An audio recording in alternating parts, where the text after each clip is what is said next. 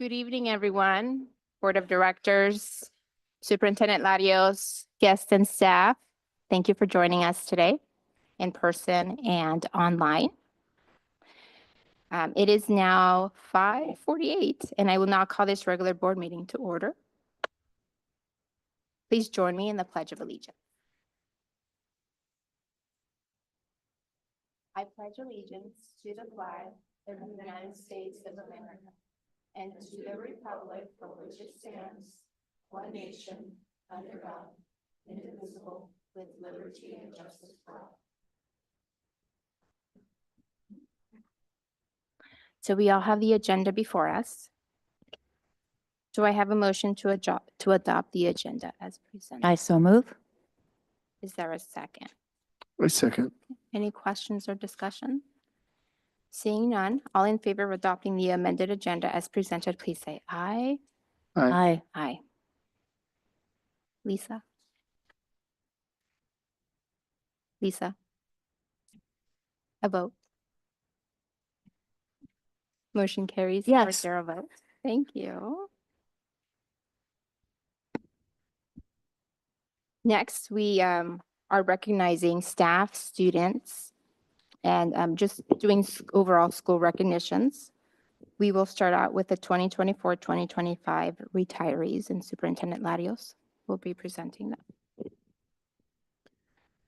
Yeah, good evening. It's a kind of a bittersweet celebration. It's a great opportunity to celebrate and honor the contribution and work of our retirees.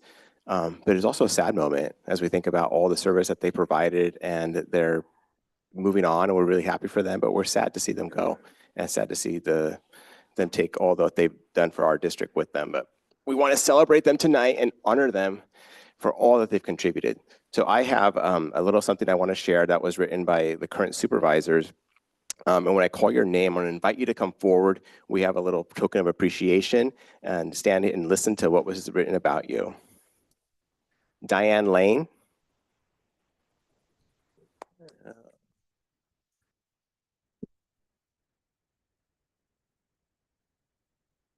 Well, Diane, congratulations on your well-deserved retirement.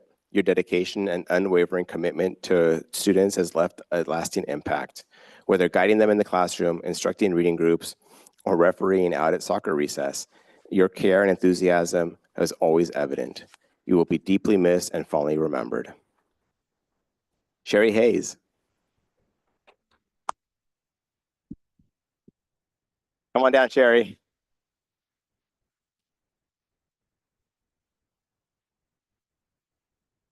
Yeah, crowd, don't be afraid to make noise. Woo!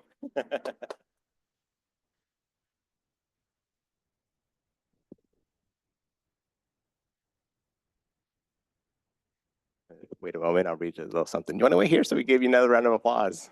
You don't have to go return to your seat. You don't have to.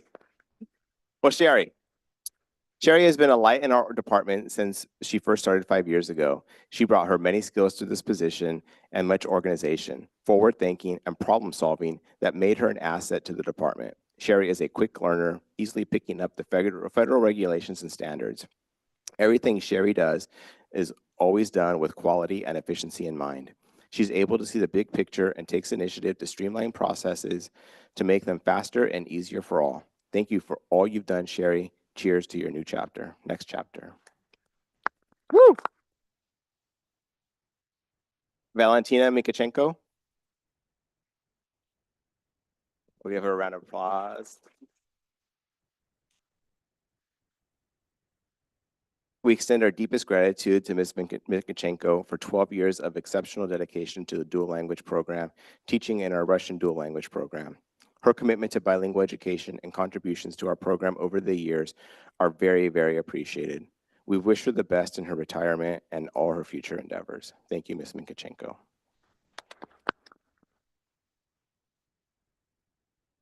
Kathy Rager.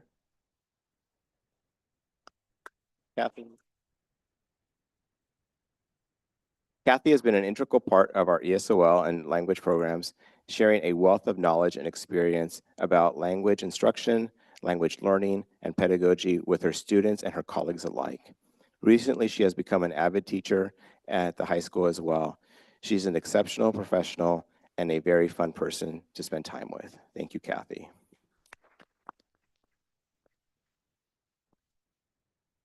Carlos Menezes.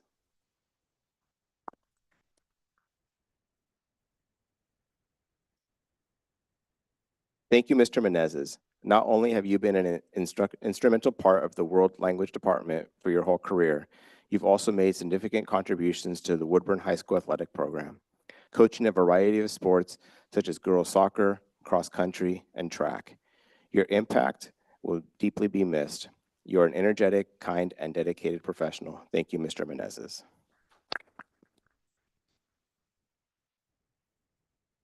Elena Zemnitsky. Come on down.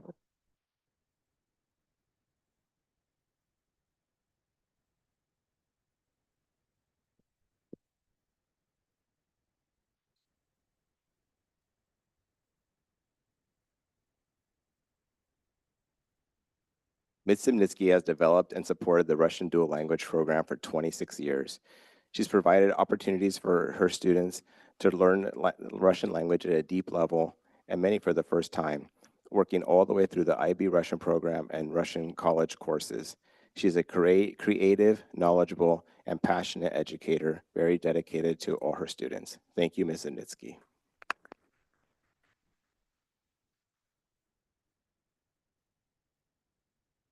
Kathy Kuftin.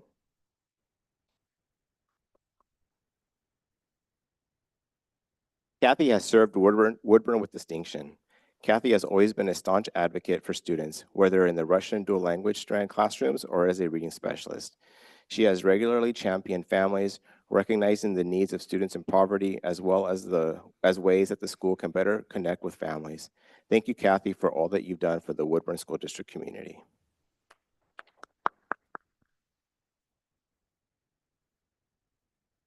Levi Arias.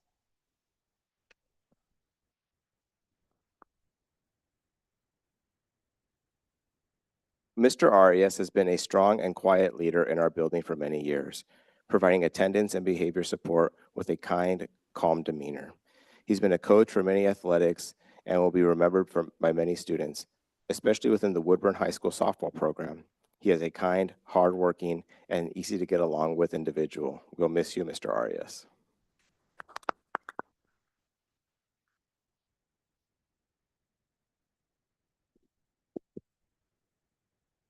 Rob Giesler.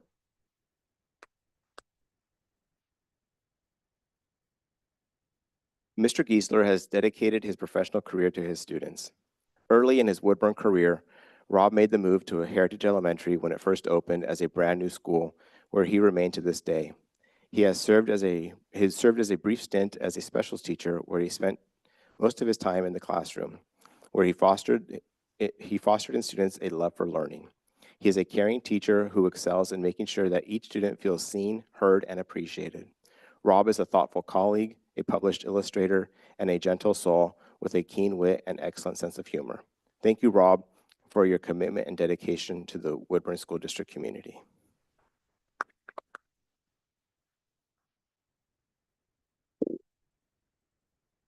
Bruce Alter.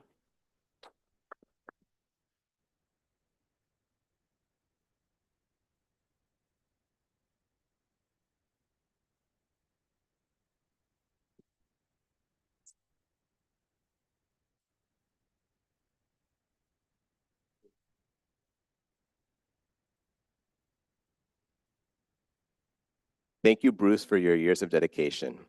It is with both joy and sadness that we announce the retirement of our dear colleague, Bruce Alter, at the end of the school year. He has been an integral part of our team, contributing significantly to our success and creating lasting relationships along the way. Over the years, Bruce has demonstrated exceptional skill, leadership, and commitment, leaving an incredible mark on the Woodburn School District, particularly in the Student Services Department. From his expertise in assistive technology and physical therapy to always being there with a helping hand and wise advice, Bruce's impact will not be forgotten. While we will certainly miss Bruce's presence in the district, we are thrilled for him as he enters his next chapter in life. We know that Bruce will enjoy this next well-deserved time of relaxation, exploring new passions, and creating wonderful memories with family and friends. We hope he may even continue to consult with us in assistive technology projects. When you see Bruce this spring, please join us in wishing him the very best. Thank you, Bruce.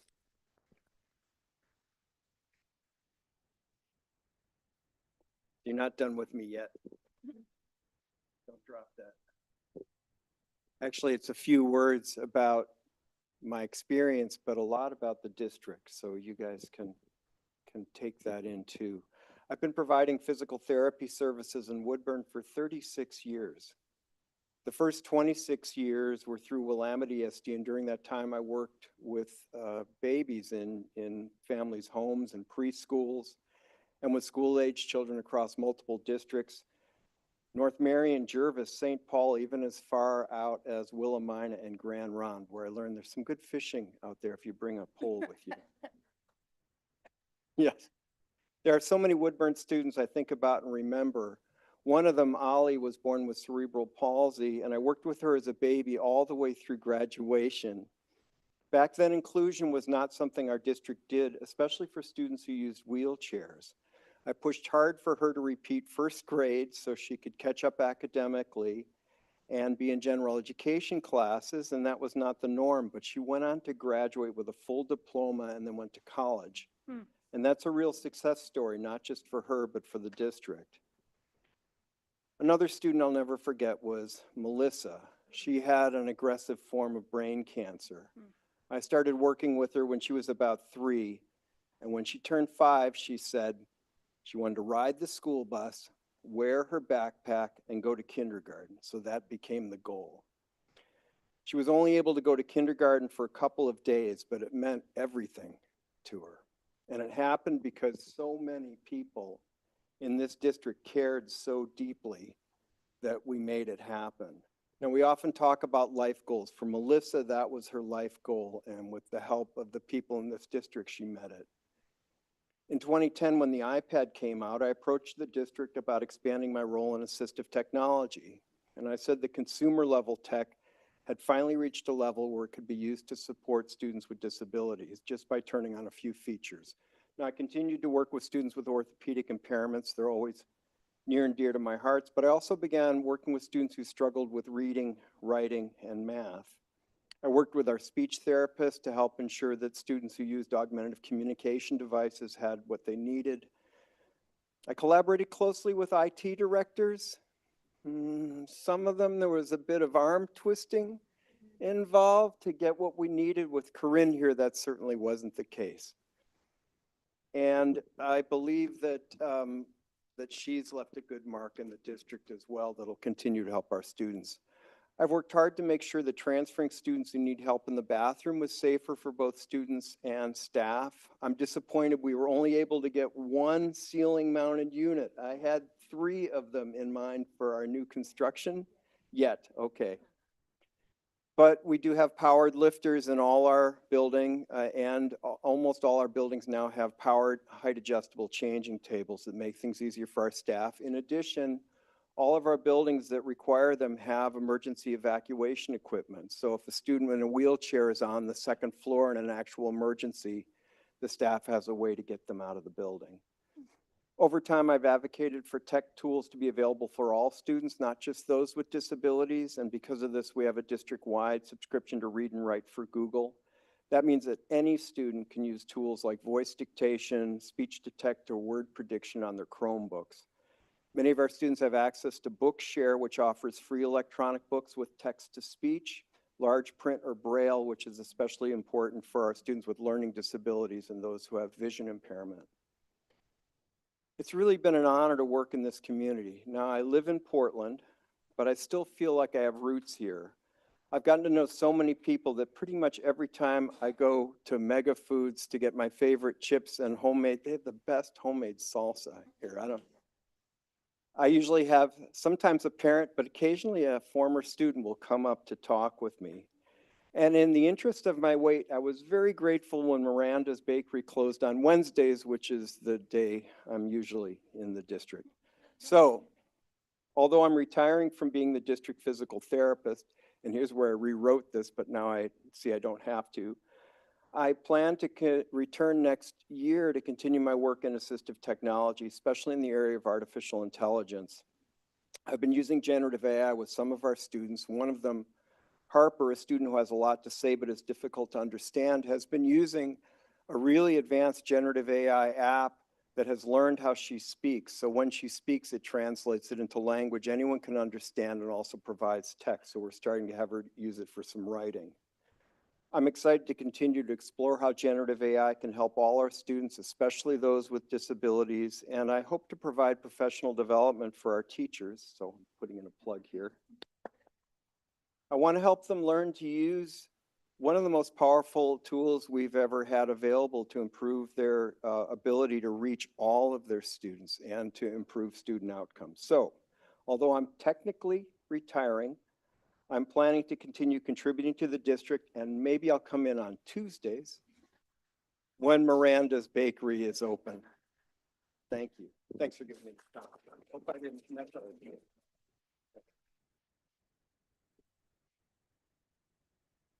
And our final retiree, last but definitely not least, 41 years, Debbie Ballweber.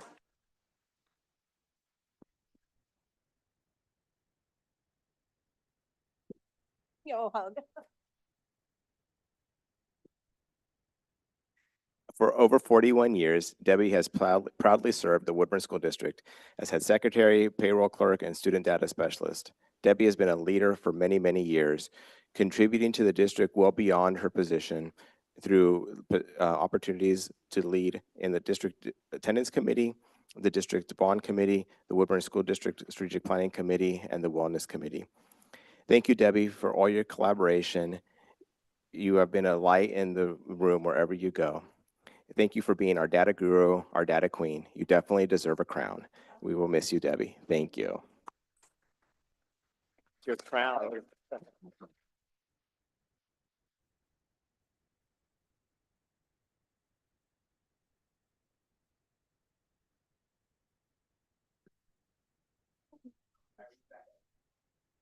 We get our retirees back up. Let's take a group picture. No.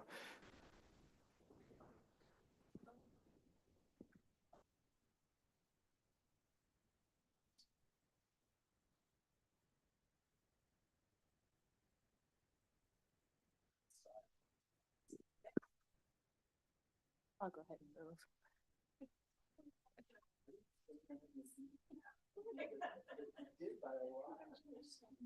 Wow, I haven't even been grown up for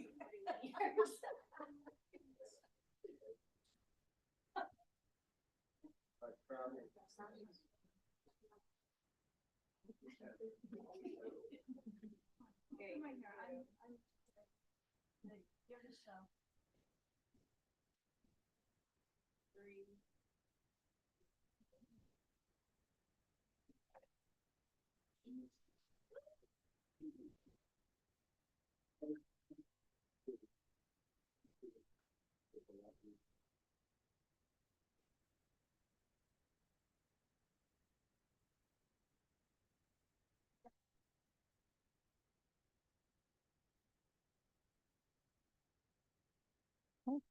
Well, thank you again for our retirees for your commitment and service to our school district.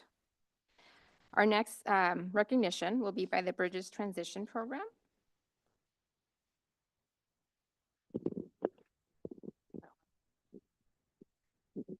We're first going to start with staff. Karina Perez.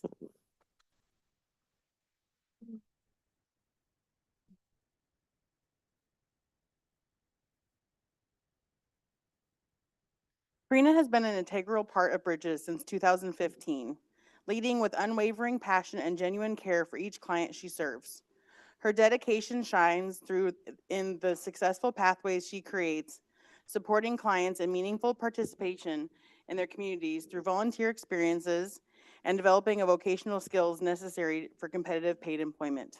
Over the past decade, Karina has built and sustained invaluable community partnerships that not only enhance client skills, but also give back to the broader community.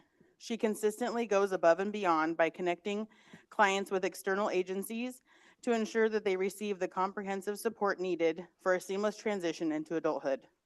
The many client success stories I have heard in the 1 year in working with her stand as a testament to Karina's deep commitment and passion for her work. Her hard work and dedication to this program and our community are truly remarkable. Thank you, Karina, for the heart and excellence that you bring to your work every day.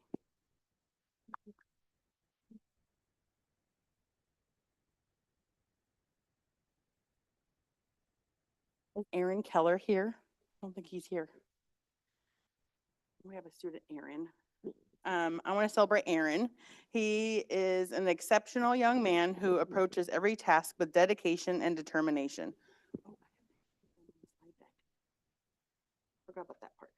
Like, I want Aaron up there.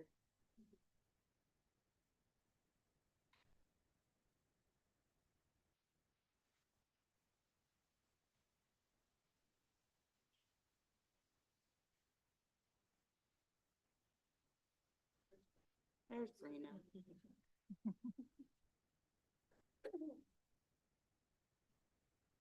Again.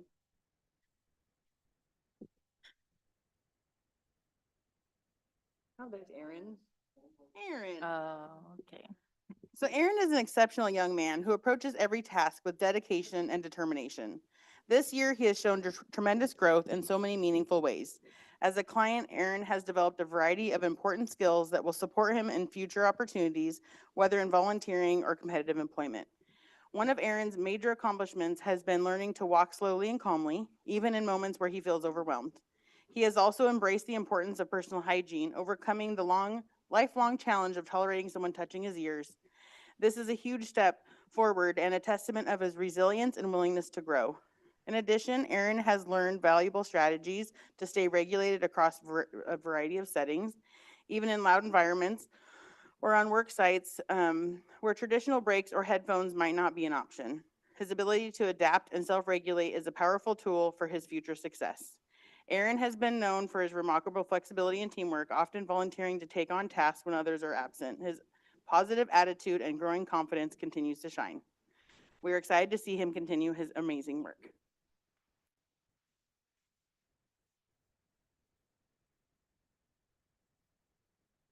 Ande, Uribe.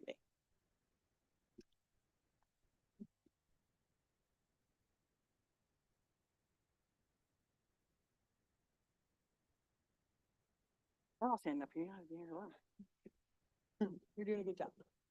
So Conde's been quite a leader in our program. He's taken every opportunity that he's been given. He started out completing volunteer work experiences that led him to competitive employment at Safeway. While working at Safeway, he has also been participating in the Speedster program in Brooks for the last 3 years, where he has learned how to build a Speedster car from the ground up, learning welding and mechanic skills. He has also learned about mechanics through a work experience at Hubbard Chevrolet as well. While at the program, Conde has always advocated for those around him, has been empathetic and inclusive to all others in the program. If someone is feeling down or not included, Conde is the first to help him out. Conde, I cannot wait to see you being beyond successful as a mechanic in your future.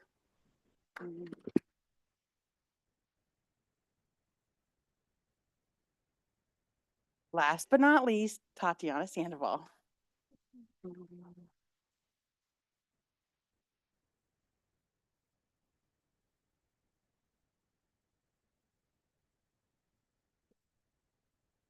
My babe. Okay. Tatiana is an incredibly kind, hardworking, and dependable individual. She is consistently demonstrating a strong work ethic and a willingness to step up when needed, often volunteering to cover others and assist with additional responsibilities at work sites. Her experience at Aware Food Bank, Meals on Wheels, Safeway, McDonald's, and Love Inc. has helped her to develop a broad and valuable skill set. One of Tatiana's greatest strengths is her flexibility. She adapts quickly to new tasks and is always among the first to volunteer when opportunities arise within the program. In addition to her professional growth, Tatiana is also so thoughtful and an inclusive friend, making sure that everyone feels welcomed and supported. Over time, Tatiana has grown tremendously, both socially and vocationally. She has become more confident in advocating for herself and has truly come out of her shell.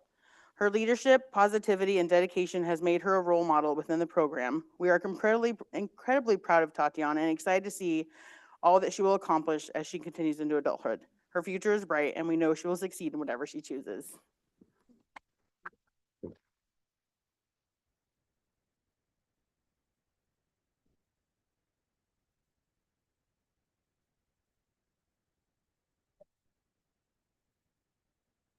Or maybe Ryan.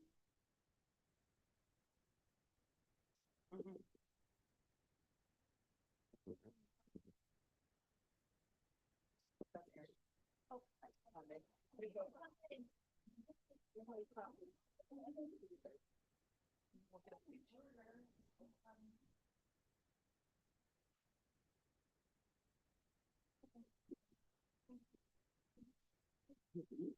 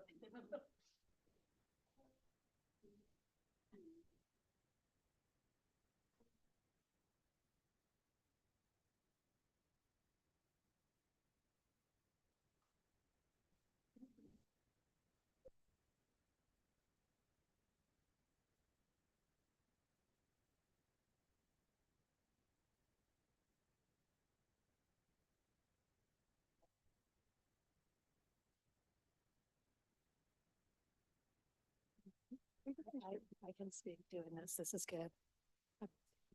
Do I have to sit down? Okay, I'll sit down. If I'm gonna sit down, might as well use this mic. I don't know how to turn this on. Yeah, thank you. So congratulations to all of our students and staff. They've done an amazing job. And we wanted to take a moment to describe the Bridges program a little bit and what their goals are and the work that they do. And so when we're talking about the Bridges program, it's for students who are 18 to 21 years old. They've graduated from high school, but they've graduated with a modified diploma or an extended diploma or a certificate of attendance. And they're for students who experience disabilities, right? And so the goals of this program is to help these students become as independent as they possibly can when they graduate and end their services with the district. We are shooting for competitive employment. We want them to be in paid competitive employment. We also would like them to be living independently. And we also, if they need training, like the one student who is going to be going through a mechanics program, that's what we want to do. We want to help them get ready for that, help them engage in that, and make sure they have the supports they need to be successful there. Those are the three main things that we look at when we're trying to provide services. I'm going to flip to the next one. We don't do this work alone. There are other agencies that help us a huge amount. Some of that work and help comes from developmental disabilities agencies, some of it from the Department of Vocational Rehabilitation.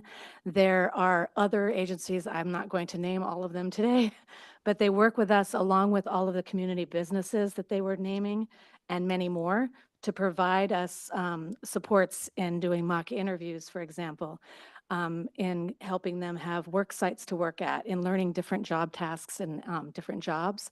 And many of them end up working in those places for competitive employment.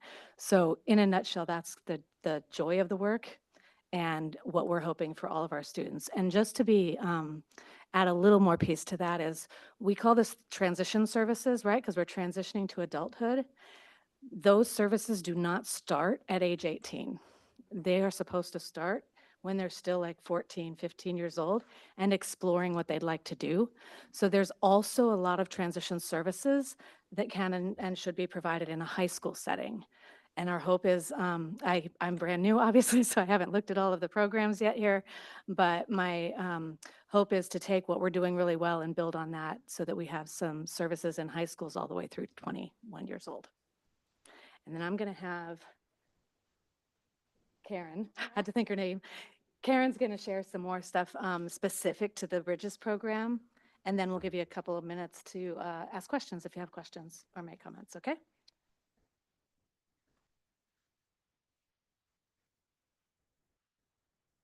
Karina's the lucky one that got the award and gets to present. She's doing great. Okay, so I just wanted to talk just about some components in our program. They kind of intertwine, and they're also individually built for each client that comes through. The first component is independent living skills. These are essential life skills for an individual to live safely, responsibly, and effectively on their own. They include a broad range of daily tasks and decision-making abilities that promote autonomy, confidence, and self-reliance. It's truly an individualized aspect of the program. I like to start off by asking clients, if your parents were to leave on vacation for a week, what would you need to learn to be able to be successful at your house? And then we go from there and we figure out what the goals are for them. A lot of times that's cooking, kitchen safety, household chores, budgeting, maybe some money management. I need to turn off, great. Self-advocating, problem-solving skills. But each of those are client-specific plans that we make, and we're tailored to their unique needs and goals.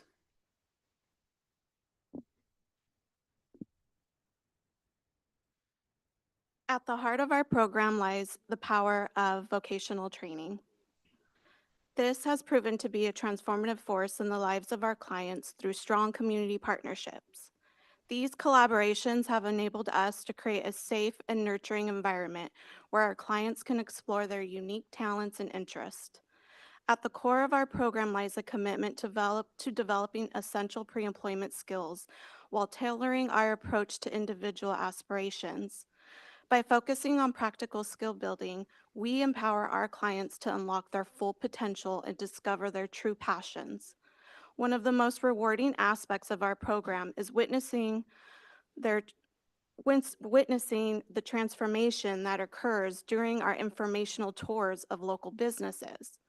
As our clients begin to envision themselves in these roles, their confidence and determination grow. The newfound sense of purpose drives them to embrace the various volunteer, unpaid, and paid work experiences we offer. Throughout this journey, our dedicated team provides invaluable on-the-job training and support.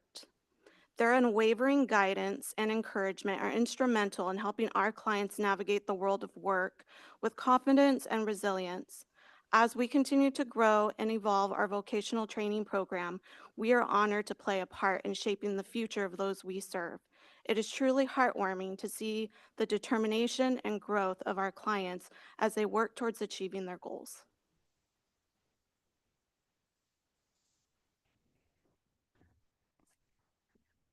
The third component is the community-based instruction.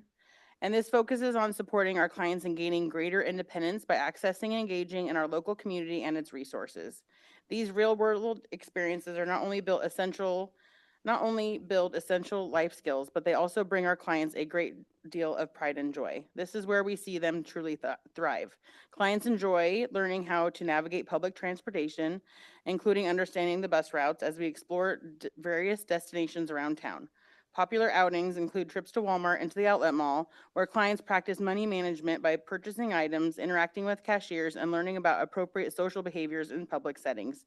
Some clients even take this a step further by using these community outings to explore job opportunities. They visit different businesses to observe work environments, look for now hiring signs, and even request job applications, sparking conversations around career interests and employment readiness.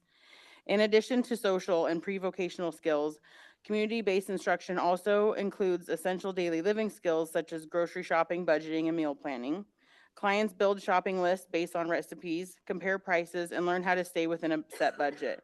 We are truly excited to continue expanding these meaningful opportunities, empowering our clients to lead more independent, confident, and connected lives to their community. The fourth component of Bridges is the functional academics.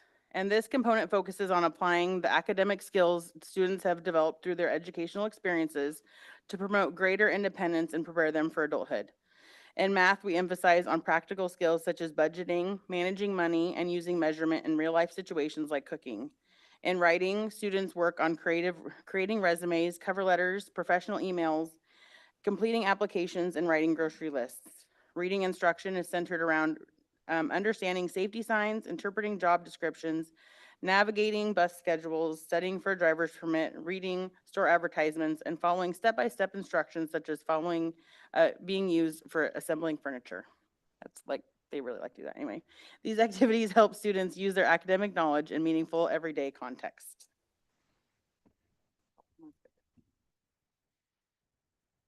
Connecting families to agencies. Our program plays a vital role in connecting families to essential resources and support systems within the community.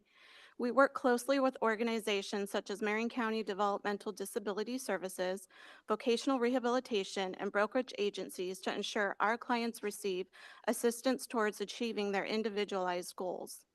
Additionally, we provide guidance and support for clients transitioning to college, Job Corps, or trade programs, helping them navigate this critical step toward achieving their education and career goals.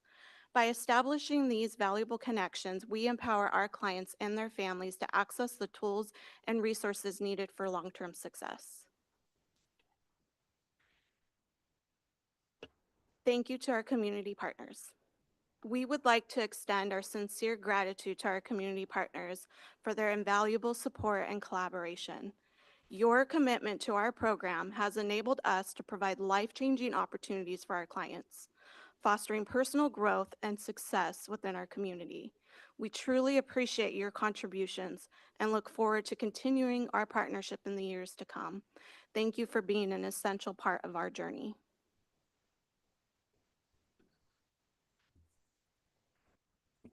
Any questions? Thank you. I can start. I do have a question. I'm curious, how does the student or client obtain access to the program?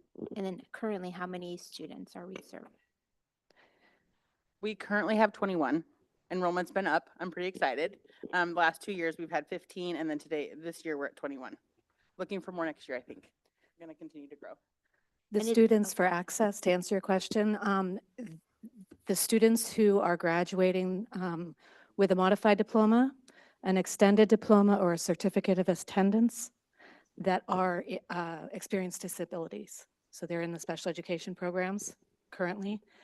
We get a list of all of those people. We invite all of those families and those students to attend.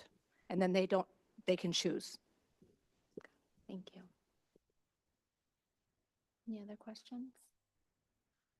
The resources that you have now, are you able to meet the demand for your services?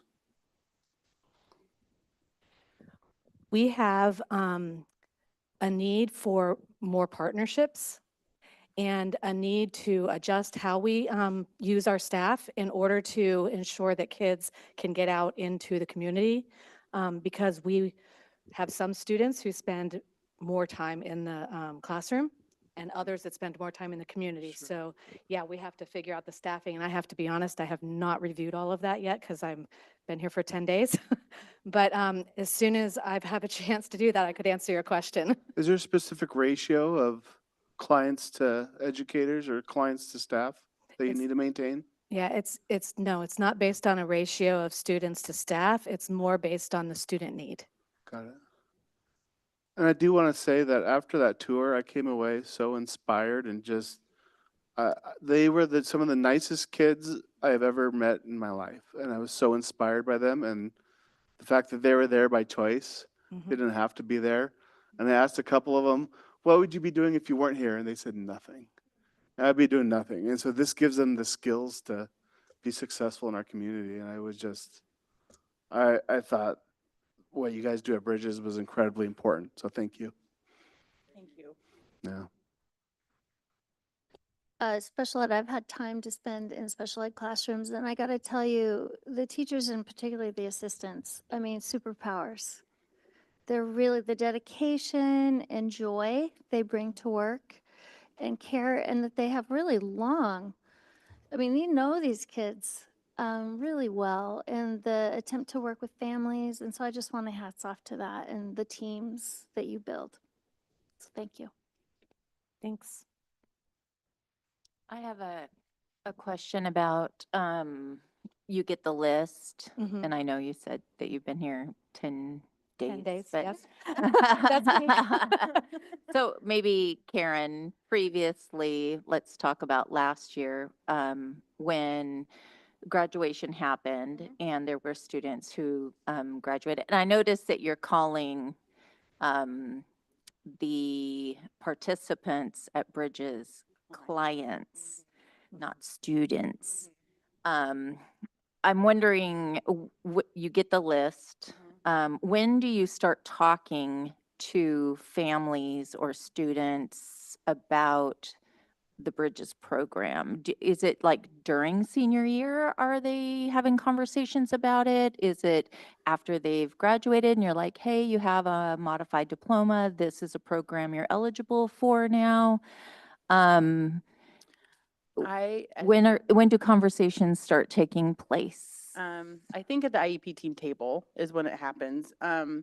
I know that before the end of their sophomore year, their diploma decision has to be made unless Right. there is a tragic event in someone's life, traumatic brain injury or something that brings a difference in between that. Mhm. You legally have to have that decision made before the end of sophomore year. Right.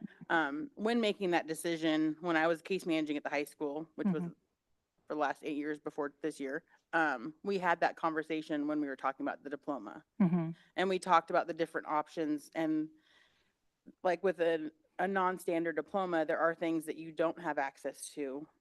And then there are things that with that diploma you do have access to, which is Bridges. Mhm. But then like if you had a modified diploma, you could go to Schmecketa, but not a 4-year college right away. And so there are some decision makings that need to be done at that table and to inform parents. And so I would say from my perspective at that IEP team is when we were talking about it from, freshman on, Mhm. that was a prospective student that was looking at a different path than the standard diploma. So really, it's like 10th graders, you're already talking about the list. You're already communicating about options, about Bridges. So the seeds planted maybe in sophomore year about this opportunity that's At the available. latest. Yeah, we talk about the IEP team table about how Mhm. they can be offered services until they're 21. Mm. Yeah. And what that Yeah. looks like, it's hard to say exactly at that point because there's so much more growth to be had Mhm. and it's so individualized that, but we do talk about Bridges. And then we've offered like people to come to have some just walkthroughs and, the high school seniors were invited to come see it and that kind of thing. Yeah, because it and then we has c- grown, I mean, the whole transition program, when we went and toured it, I mean, that place is phenomenal. I mean, Ryan and I talked in the parking lot about how those clients are there voluntarily. And it's not like school where somebody's saying, we took attendance, you're not here. I mean, they're there because they want to be there. Mhm. That is huge. And that's a sentiment. That's why those 3 got the awards because they are there every time and they Right. take every opportunity possible. Yeah. And they've grown tremendously. What because is of those happening, opportunities that what they've is happening there is chosen. grand. I mean, it's like, shout it from the rooftops. There is something happening there that is unbelievable. Thank you. I'd like to add that what a service it is to the larger community. The respite it provides families. Oftentimes these kids need really a lot of support and parents are able to work. They are equipped to then go and contribute to society, which then allows the parent and the family, the larger family. And I just think it's really essential and that, it's important that we get the word out that it's a win-win for everybody. For sure. Thank you. Seeing no other questions, thank you. Thank you for being Thank here you. this evening. Thank you.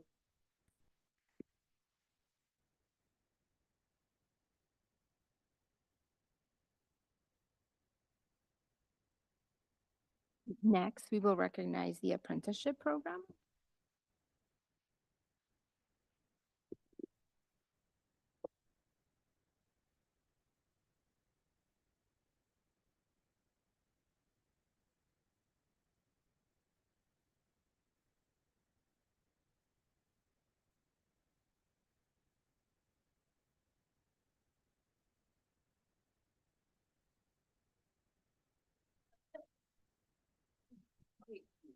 Chelsea.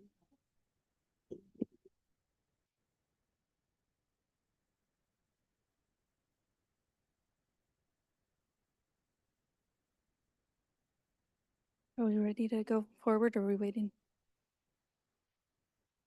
Okay.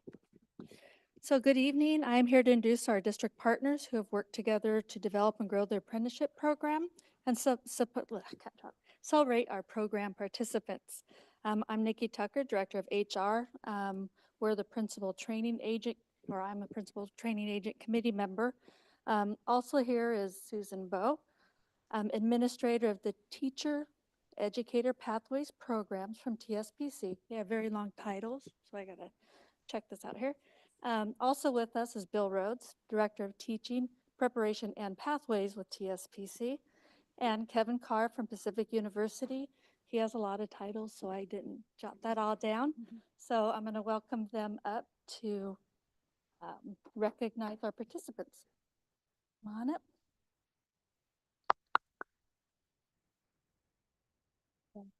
I wasn't sure if you're reading or Bill's going to. Thank you, Nikki. I just have to say what an honor it is to be here back in this room. I wanted to share a little district perspective connected, to these awesome teacher candidates and their mentors and the rest of their partners. So it's really nice to be able to celebrate the partnership that goes into creating a high quality teacher.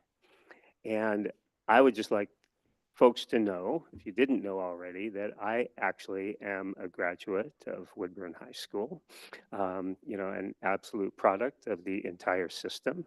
Teachers that I had when I was 13, 14, 15 years old inspired me, like I'm sure inspired our candidates. You can tell by the teachers that are being recognized in the room today where that inspiration comes from.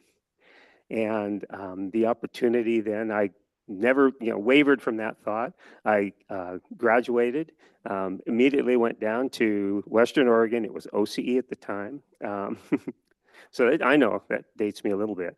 Paid my $225 of tuition for the term and started on my pathway to become a teacher.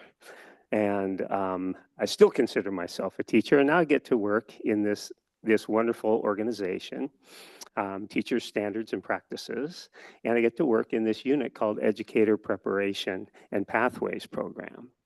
And I get to work with folks like Dr. Carr and like Dr. Bowe. And Dr. Bowe is actually really, the person who has really helped to create a few years ago.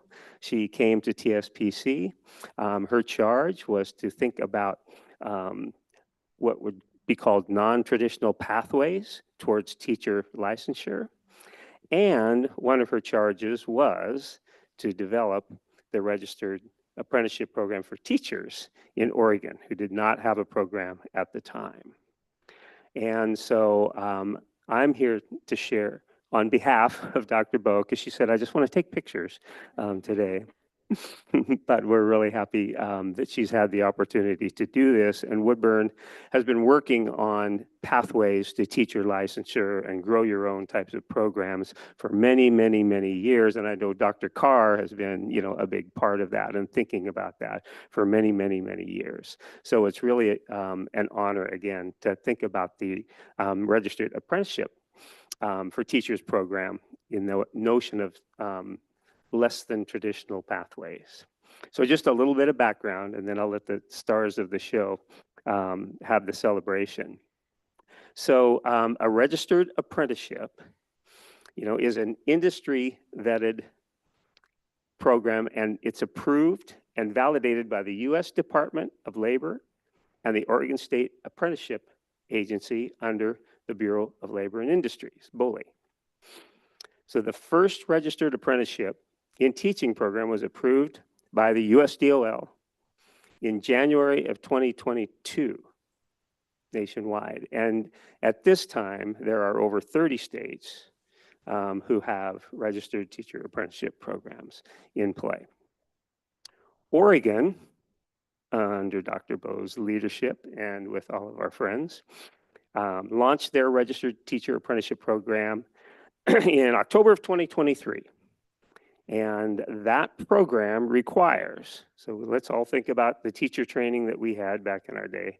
This program requires the apprentice to complete over 2,000 hours of on-the-job training. So what most of us wouldn't have given to have that kind of practice, before we went into a classroom. They have to meet 90 work process competencies. They have to complete an Oregon Educator Preparation Program, one of our accredited universities. And the apprentice is assigned a mentor teacher on day one, who follows the apprentice through the program to completion, providing observation, evaluation, feedback, and I'm certain lots of moral support along the way. And what most of us wouldn't have given to have that kind of mentorship, in our teacher programs. So to date, this program has supported 17 apprentices in Oregon across 7 different school districts. And Woodburn currently supports 5 of those apprentices. And a couple of those are completing their programs this year. And at this time, I'm going to turn it over to, again, one of our great partners, Dr. Carr, to recognize our mentors and our students and their families. Thanks, Bill. I'm here on behalf of Pacific University, but I'm also happy to be in this room because this is where my 4 children went to the pediatrician. Dr. Steinberg, before the district took over, some people remember. He's retired, unfortunately, but so I'm going to be introducing a number of people, and there's a lot of just interconnections and good community involved in this. So we have, as Bill mentioned, we have 5 different apprentices, 3 who are in the process of becoming teachers. And the great thing about being apprentices, you get paid to become a teacher. That's probably the biggest distinction between old school models and what we're working on now. Is it's a paid deal to become a teacher because it's a lot of work, and we think it's a good service to schools. So in our elementary and multiple subjects area, so people want to become an elementary teacher. We have 2 apprentices right now who are in progress. They have a little way to go. Ariana Morales Sanchez is at Washington Elementary, and her mentor is Oriel Lamelli. Will you just come up while I'm kind of talking? So Ariana was an instructional assistant at Washington, and the principal there, Alfredo Ballinger, put her forward as someone, hey, we really want her to become a teacher. And Aria was one of our Pacific Bachelor of Education graduates. How many years, how long have you been teaching now?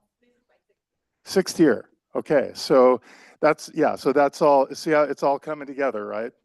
Okay, and then our second apprentice who's not here, he's over at St. Luke's at a children's graduation from, I guess it would be 5th grade or 8th grade, is Jose Carlos Sandoval. But his mentor's here, Irma Meza Soto, will you please come up? So Irma was my children's preschool teacher and told us of her wanting to become a teacher, and so she's been a fixture here forever. How long have you been at Washington? 15 years, holy cow. So what the apprentice program does is it brings together, veteran teachers who understand the community and are, if not master teachers, on their way to being master teachers with the new teachers for an extended period of time. All right, so our third apprentice who's on the way is Tatiana Grigorieva.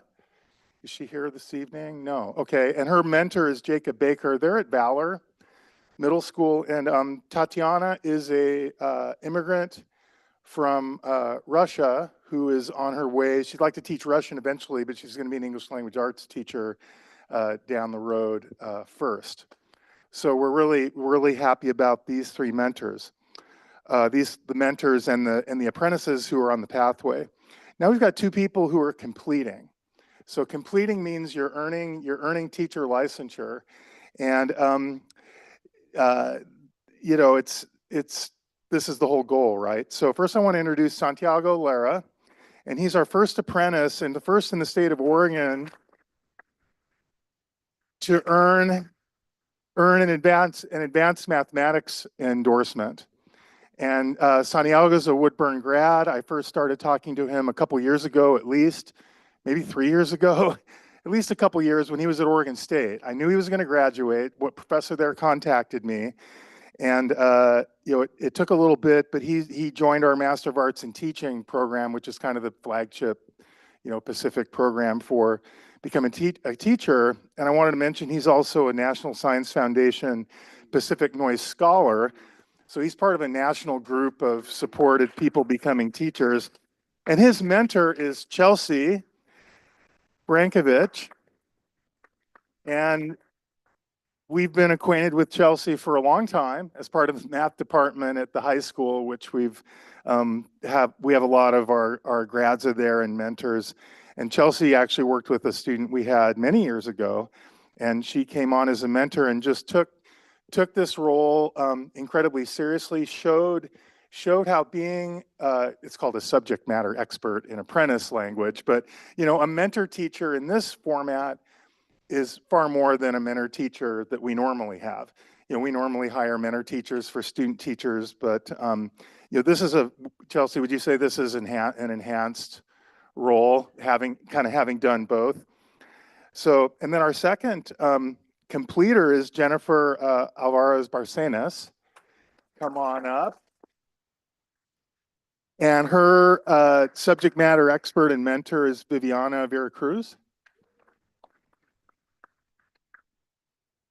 And so Jennifer was an instructional assistant at Lincoln Elementary, which that's where my kids went to elementary school. And she joined our Bachelor of Education program 2 years ago. So did you march at commencement?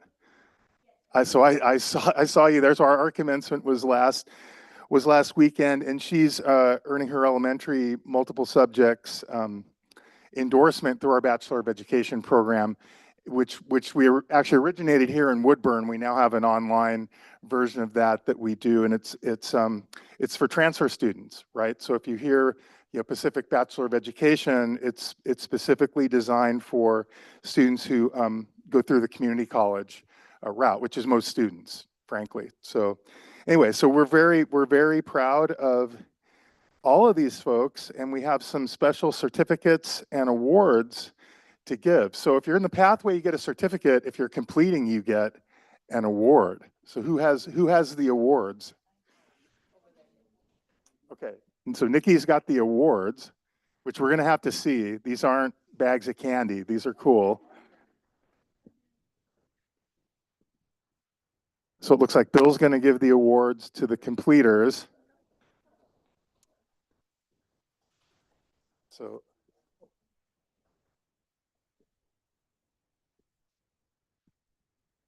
I forgot to mention Ariana is one of the most earnest science students that I've taught at Chemeketa. I teach astronomy and physics there as kind of a sidebar, and she was my student in both of those classes, and she's just great. And so we look forward to working with her more at Pacific. So okay, so can we see what the awards are? Please take out your award, Santiago and Jennifer.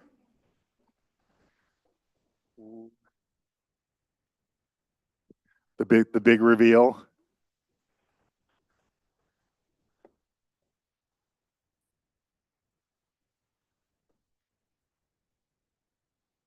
Whoa.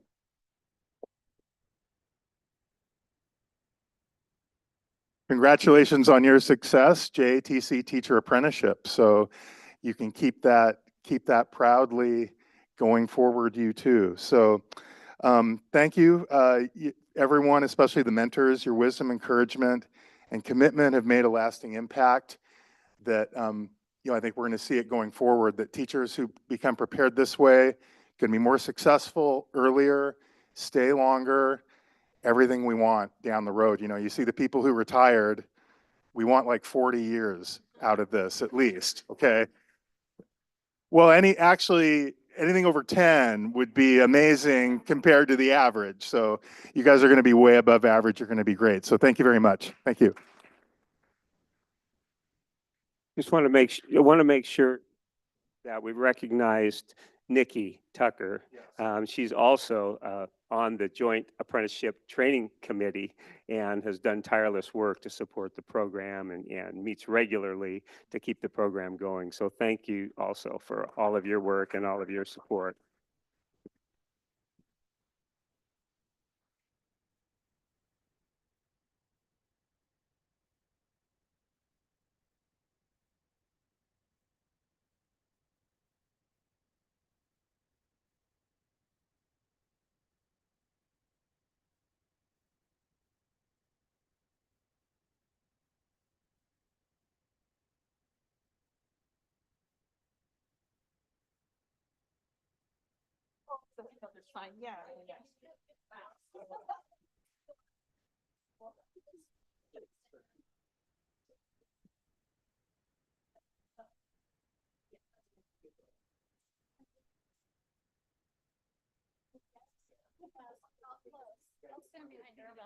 I love Rima.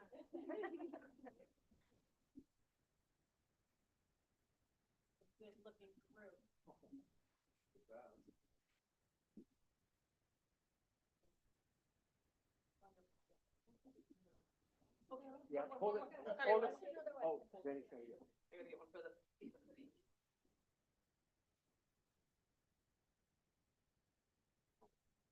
Just as a favor for me, I need Dr. Bo in one. Yeah. Here, I'll take it. Okay. Yeah. I used to do it though.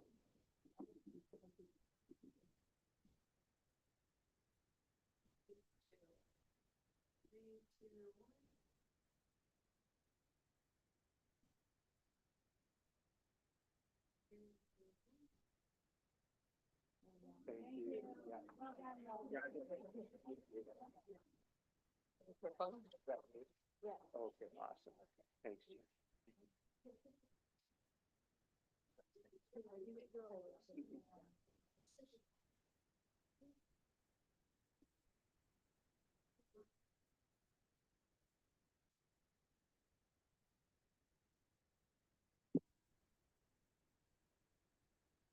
Okay. And our next item on the agenda, I would like to invite the nutrition services, who will also be presenting or recognizing staff.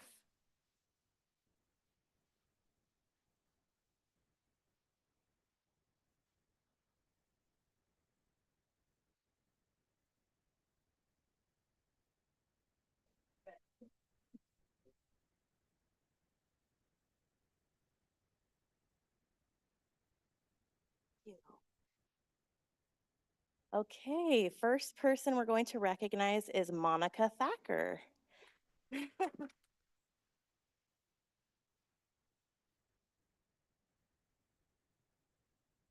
Monica was hired as a nutrition service assistant 2 position in December of 2021. She started at French Prairie as a part-time 4-hour employee, and now she works as a 7.5-hour employee running the breakfast program at the Woodburn High School. She goes above and beyond for the kitchen and most importantly, the students. She's always willing to give a hug or share a smile. She's very personable with the staff and students, chatting to everyone she meets. Thank you for your hard work and dedication and always being there for us.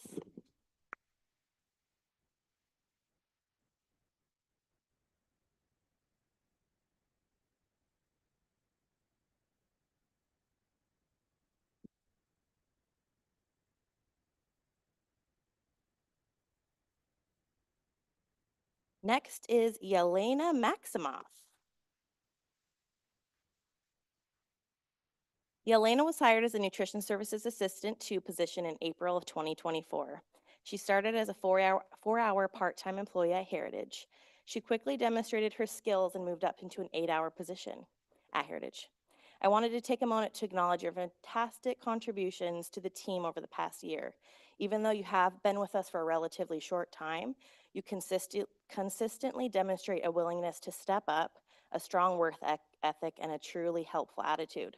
Your positive attitude and willingness to help makes a real difference to the team and our projects. Thank you for your hard work and dedication. We're very fortunate to have you on our team.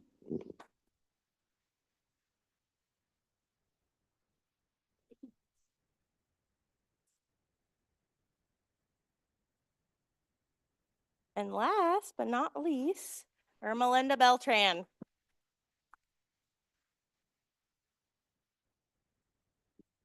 Melinda was hired as a nutrition service assistant 2 position in June of 2022. She demonstrates a strong work ethic, willingness to step up to assist wherever she needs, and is known for her helpfulness to colleagues and students. She's a truly little energizer bunny. Her dedication and positive attitude contribute significantly to the smooth operation of our kitchen and the well-being of our students. Melinda has worked many of our programs, including the summer school. She has seen a lot and is very knowledgeable. Her expertise does not go unnoticed. Thank you for your hard work and dedication and for always being there for us.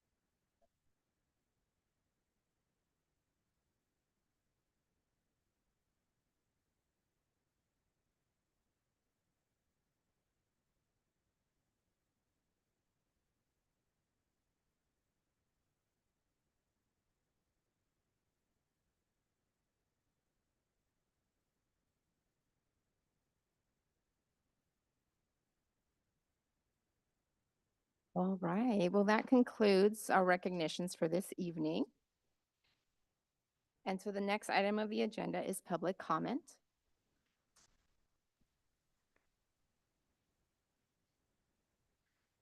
So thank you for being at the Woodburn School District Board meeting tonight and for sharing your comments with the board. Hearing from our families and our community is important to us. During this section, the board's role is to listen. We will not be engaging in dialogue with folks making comments. When following up is warranted, that will usually be done through our superintendent. As a reminder, we model the way for our children. Please keep your comments respectful and do not personally identify staff or students by name, as this may violate HR and student privacy laws. We want to leave time for everyone, so please keep your comments to 3 minutes per person. Thank you. And I would like to invite Tony Salm, and I believe you are joining us online. Yes, can you hear me? Are you able to hear me? I can't hear you. Oh, okay, let me, one moment, let me try that again. Can you hear me now? I can hear you now. Okay, thank you.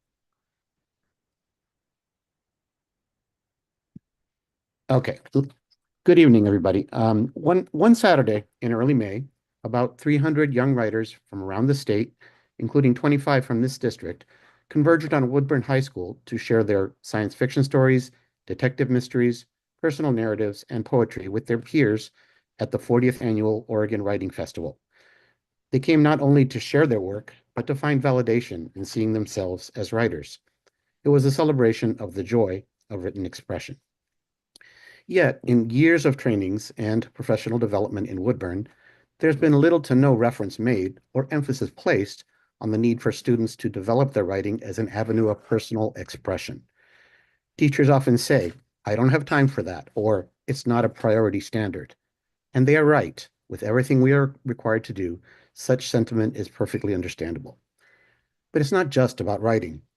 This is an appeal to rediscover the joy of creativity in classrooms, the joy felt by a boy who has written and illustrated his own story, the joy felt by a girl who has crafted her own artwork, the joy of a high school student who has designed his or her own science project, or, if not joy, the relief felt by a student detailing on paper why they are feeling sad or lonely. It is the joy of being heard, the joy of discovering one's own voice. Yet that joy is being systematically quashed. In our obsession to meet priority Common Core standards, In our obsession to show progress as reflected by standardized test scores, in our myopic adherence to a canned literacy curriculum that is devoid of actual literature, we forget about the need to engage students where they are and to treat them as unique human beings. We know from innumerable studies that the nurturing of creativity is precisely what keeps kids wanting to come to school. And yet we wonder why we have an attendance problem. We know that creative activities can help students cope with emotions and build self-esteem. We know that creative thinking skills such as problem solving, critical thinking, and innovation are crucial for academic success and future careers.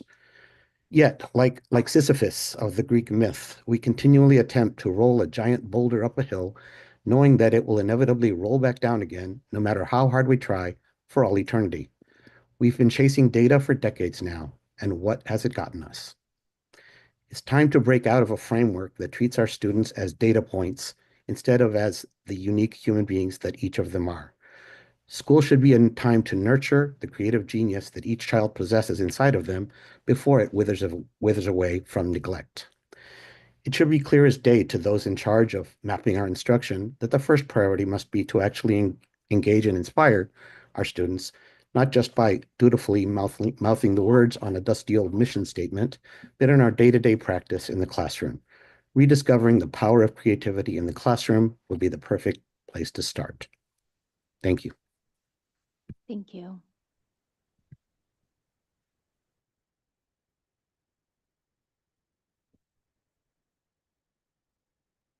So our next item is, next we will be moving towards executive session. So at this time, we will recess the regular meeting for an executive session pursuant to ORS 192.6602F to consider information or records that are exempt by law from public inspection. So at this time, the board will go to a different room. If you would like to remain in this space and to be present here for the remainder of the meeting, you can stay in this space.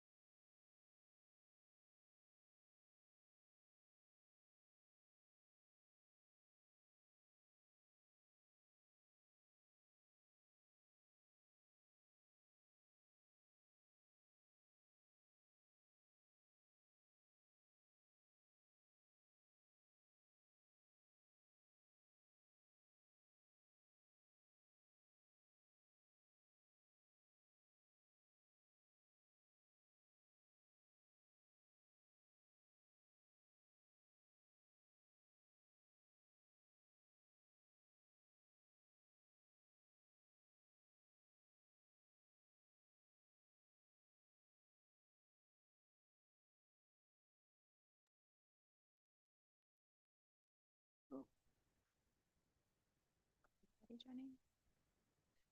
Okay. We will now call the regular meeting back to order.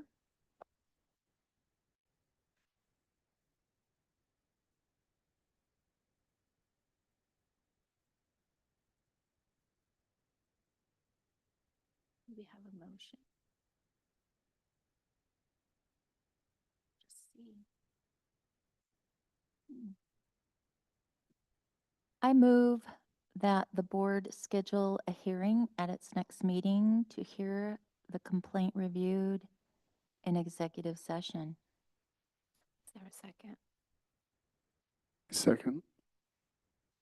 All in favor? Aye. Aye. All right, aye. Motion carries 4-0 vote. Our next item on the agenda is,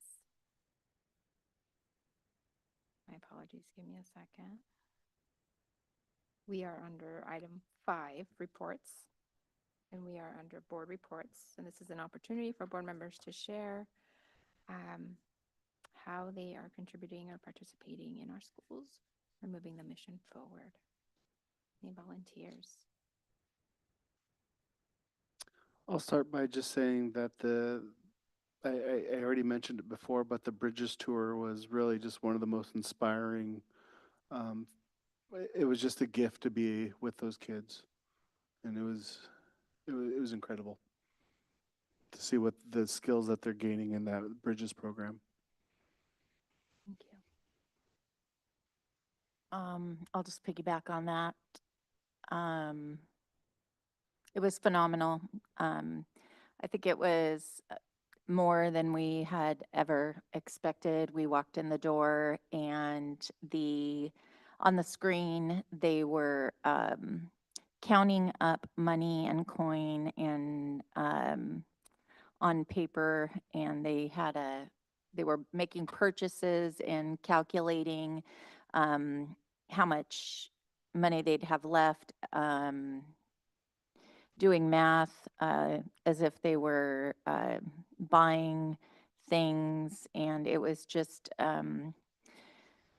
overwhelming in a good way and breathtaking. We had lunch there with the clients, and I think that is just Woodburn's hidden secret, and the clients there were so welcoming, and they just accepted us and hugged us and shook our hands, and we got to have lunch there, and it's like you want to go back. They were like family, and I just really have not stopped thinking about it and talking about it, and I think that every single agency around our community needs to partner with them, and the program is absolutely incredible.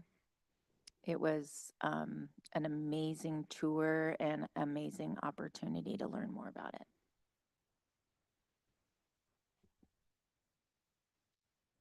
I can go next. I attended the art show. And it was just neat. It's just neat to see every year different themes that come up for students.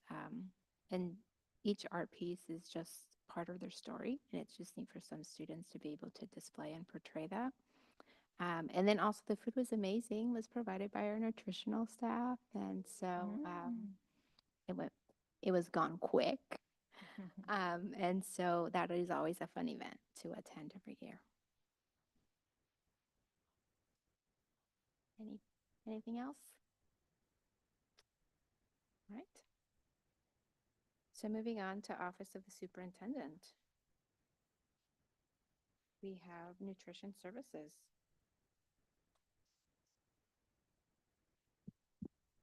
So we'll welcome Chelsea Allen back forward to share more about the outstanding work happening in nutrition services. We got to congratulate some phenomenal staff, and we'll hear more about the good work happening in the department.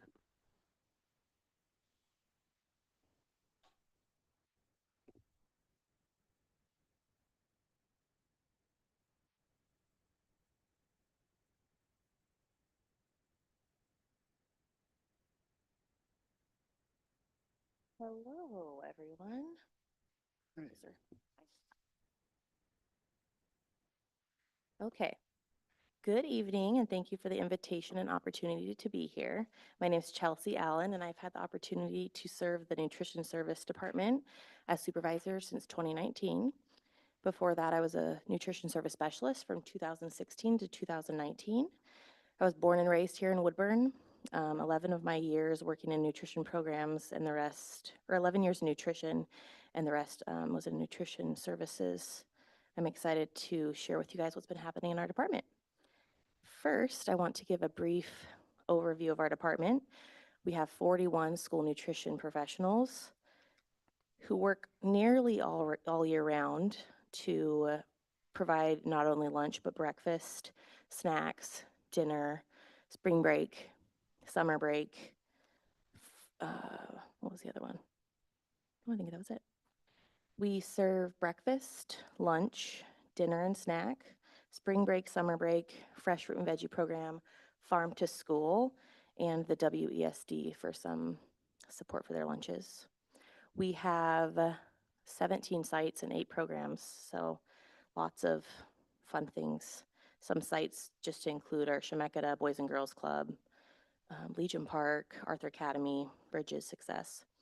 On average, we serve 2,600 breakfasts and 4,300 lunches, 550 snacks, and 275 after-school dinners daily district-wide. And our budget is listed there, 4.5 and 81,117 and 24 cents.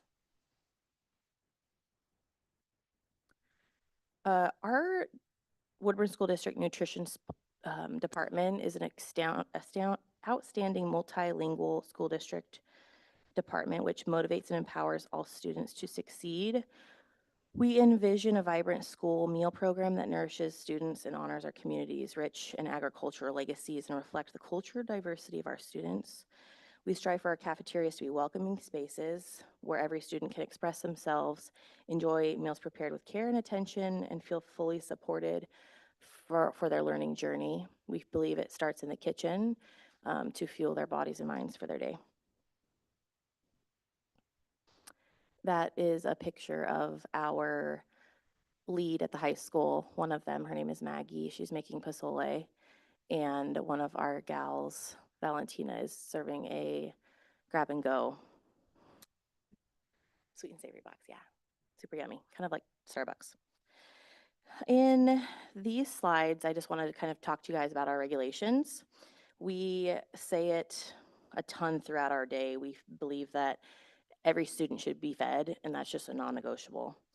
Of course, it's bigger and more complicated than that most of the time, but all of the meals served in our districts meets and exceeds the comprehensive federal guidelines set by the USDA to ensure that every meal that we serve is in alignment with the dietary guidelines for Americans.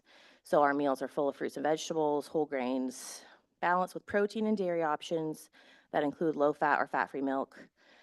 We carefully monitor the sodiums, the added sugars, the calories to ensure that these are appropriate for the guidelines and just nourishing their bodies. I'm very proud of the work that the school district and our team puts into preparing the food to make sure that it's appetizing for them and it's something that nourishes their body. They're kid-friendly, they're healthy, they're fresh, and there's just a lot of guidelines to follow. Next slide. Our Farm to School grant, it is a 2-year grant. It rolls over every year if we meet some of the guidelines. There's quite a few guidelines, but the last many years since I've been here, it's just something that rolls over every 2 years. And we're very lucky to have these monies. There's our allotted amount for the 2 years, and some of the local partners that we have, Belke Family Farms gives us, sells us produce. The Tortilleria gives us tamales, sells us tamales. Iverson Family Farm grapes. Fordyce Farms, many varieties of produce. Piazza Pizza, they do some pizza and breadsticks. Happy Curry Foods is our full Indian line that they kind of help curate to bring those in. And most recently, Pacific Seafood. They have been giving us some baby shrimp for our ceviche. I wanted to just let you know too of the why we and what we use these farm to school monies for. For instance, a tamale from their homemade in Beaverton, and they cost $2.17 for one tamale. And then you add the Spanish rice at 11 cents, the canned pears at 39 cents, the cabbage and radishes at 21 cents, milk at 25 cents, spork and tray at 18 cents, and that costs us $3.31 without labor. That doesn't include the maybe crema or the salsa on the salad bar that we want to include on those meals. So we really use this farm to school money to find more high quality foods to bring into our kitchens, to serve students foods that are culturally appropriate and also delicious. Next is the Fresh Fruit and Veggie Program. This is a federally assisted program providing fresh fruits and vegetables to children eligible in the elementary schools during the school day. And the goal is to just introduce them to fresh fruits and vegetables, to include different and new varieties, to get a taste of something that maybe they wouldn't try at home, and to increase their overall acceptance and consumption of fresh fruit or unprocessed produce amongst the children. We encourage these healthy eatings in the classroom, in the cafeteria, and also at home. This is the amounts of money we received from the grant this last year. It is finished off in September. And just to quickly summarize, each student gets $68 per school year for the term. So we monitor those monies throughout the year and through the claims to make sure we bring fun things for them. But our secretary makes these awesome flyers that are given out to the kids, and they're kind of explained to the teachers explain to them what the produce is, what kind of new things they have to try, and lots of like fun little facts and stuff. But Kathy does a really good job at every classroom gets one of these, and they pass it around and get to chat about the fruits, vegetables. Okay, next slide. This is a salad we serve at the high school, one of the chef salads. The goals and initiatives, this is where we're headed for the school year. We were focusing on 5 goals to align with the district's strategic plan. First being student engagement, hosting student tasting and trying to gather their input, adding some interactive events through the school year to kind of connect with them and see what they like, don't like, their wants and needs. Number 2 is increase our breakfast participation. That's always kind of ongoing, a big thing for the students to just help them fuel their minds, but we're monitoring the consumption to see what trends kind of drive the participation. Local food sourcing, we're investing in our community and supporting local food processors here in this county, and we believe that these relationships strengthen our community and introduce students to high quality ingredients, and we can tell them exactly where it came from, what field, farmers.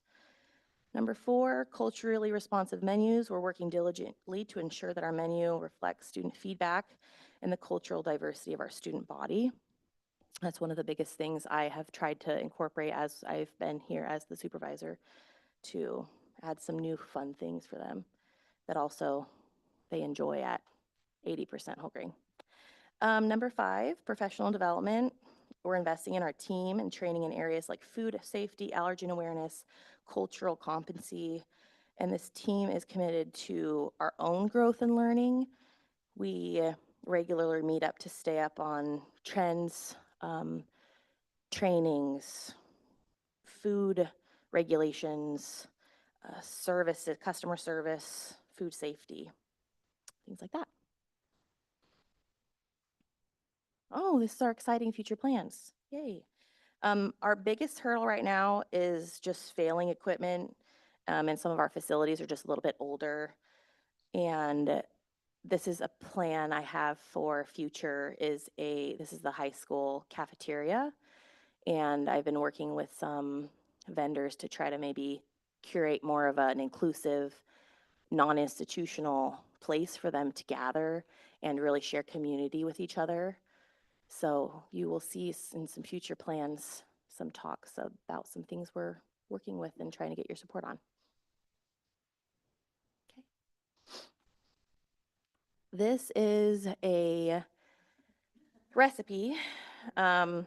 Yes, a recipe we used in the district over 30, 40 years ago.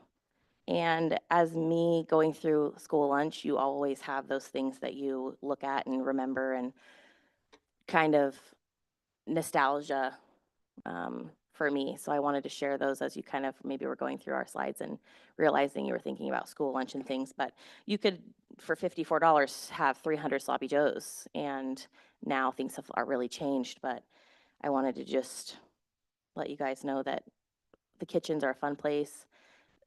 I always tell the crew that it should be the happiest place in the whole district, the kitchen, and creating those memories for today's students and just making sure that every meal is impactful and nutritious and they have a place of belonging in our cafeterias. Okay, next slide. That was fun.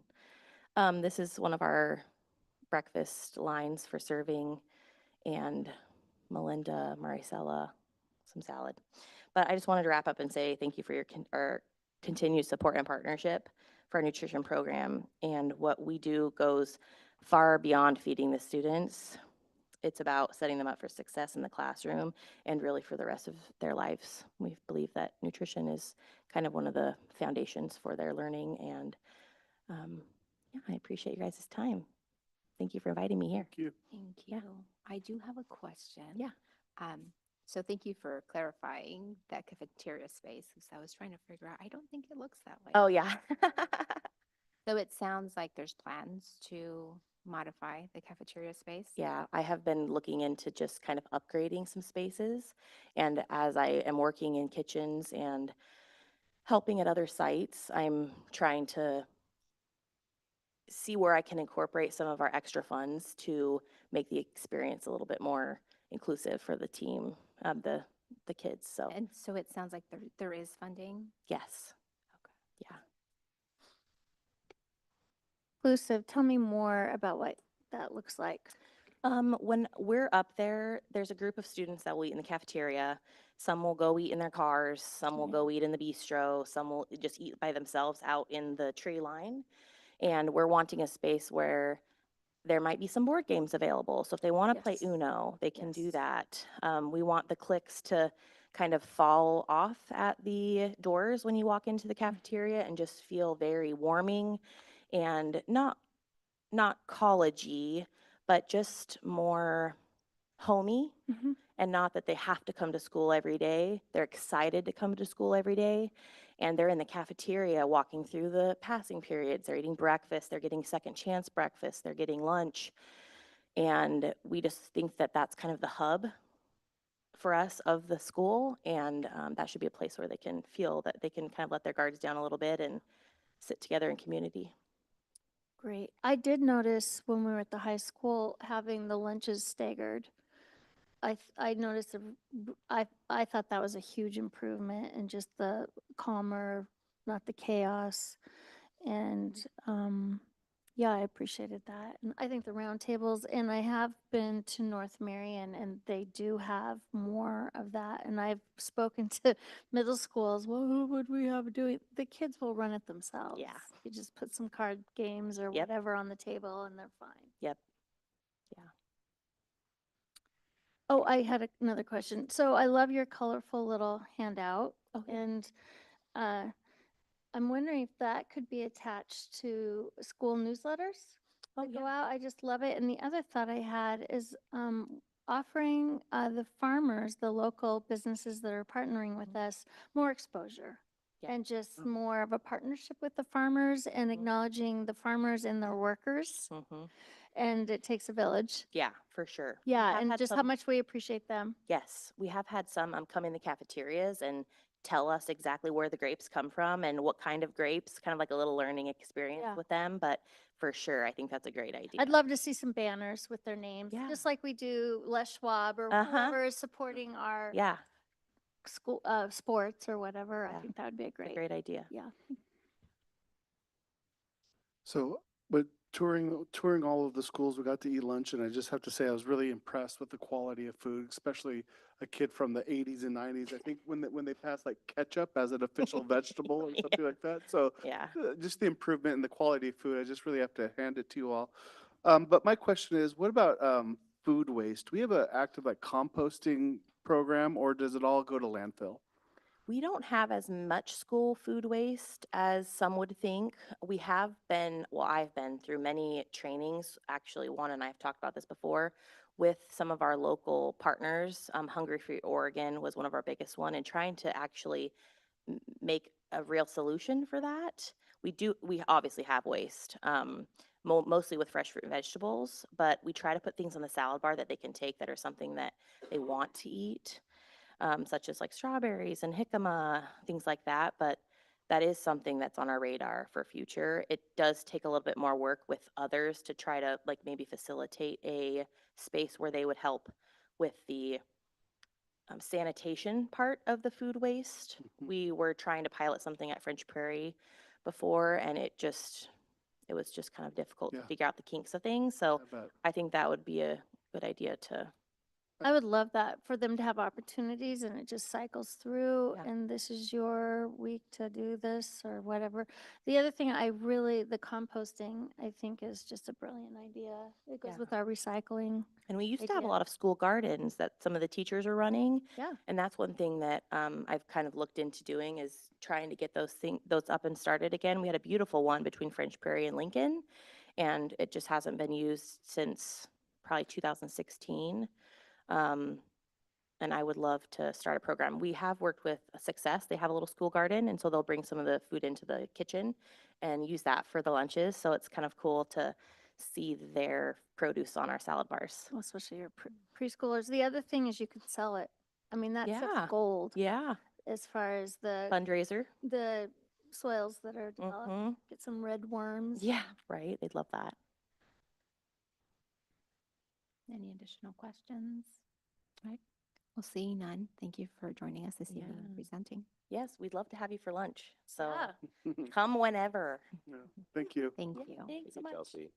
And those school visits are very intentional to show off and highlight some of the school lunches. So we've been intentional about like we're running We our attend, business we lunch for time them. it for lunch.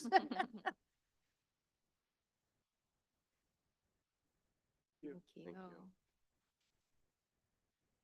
Moving on to our next item is operations report from the business office department. Welcome, Director Bishop. Happy to see you tonight. Chelsea didn't mention it, but it's her son's first birthday today, so she wanted to head out.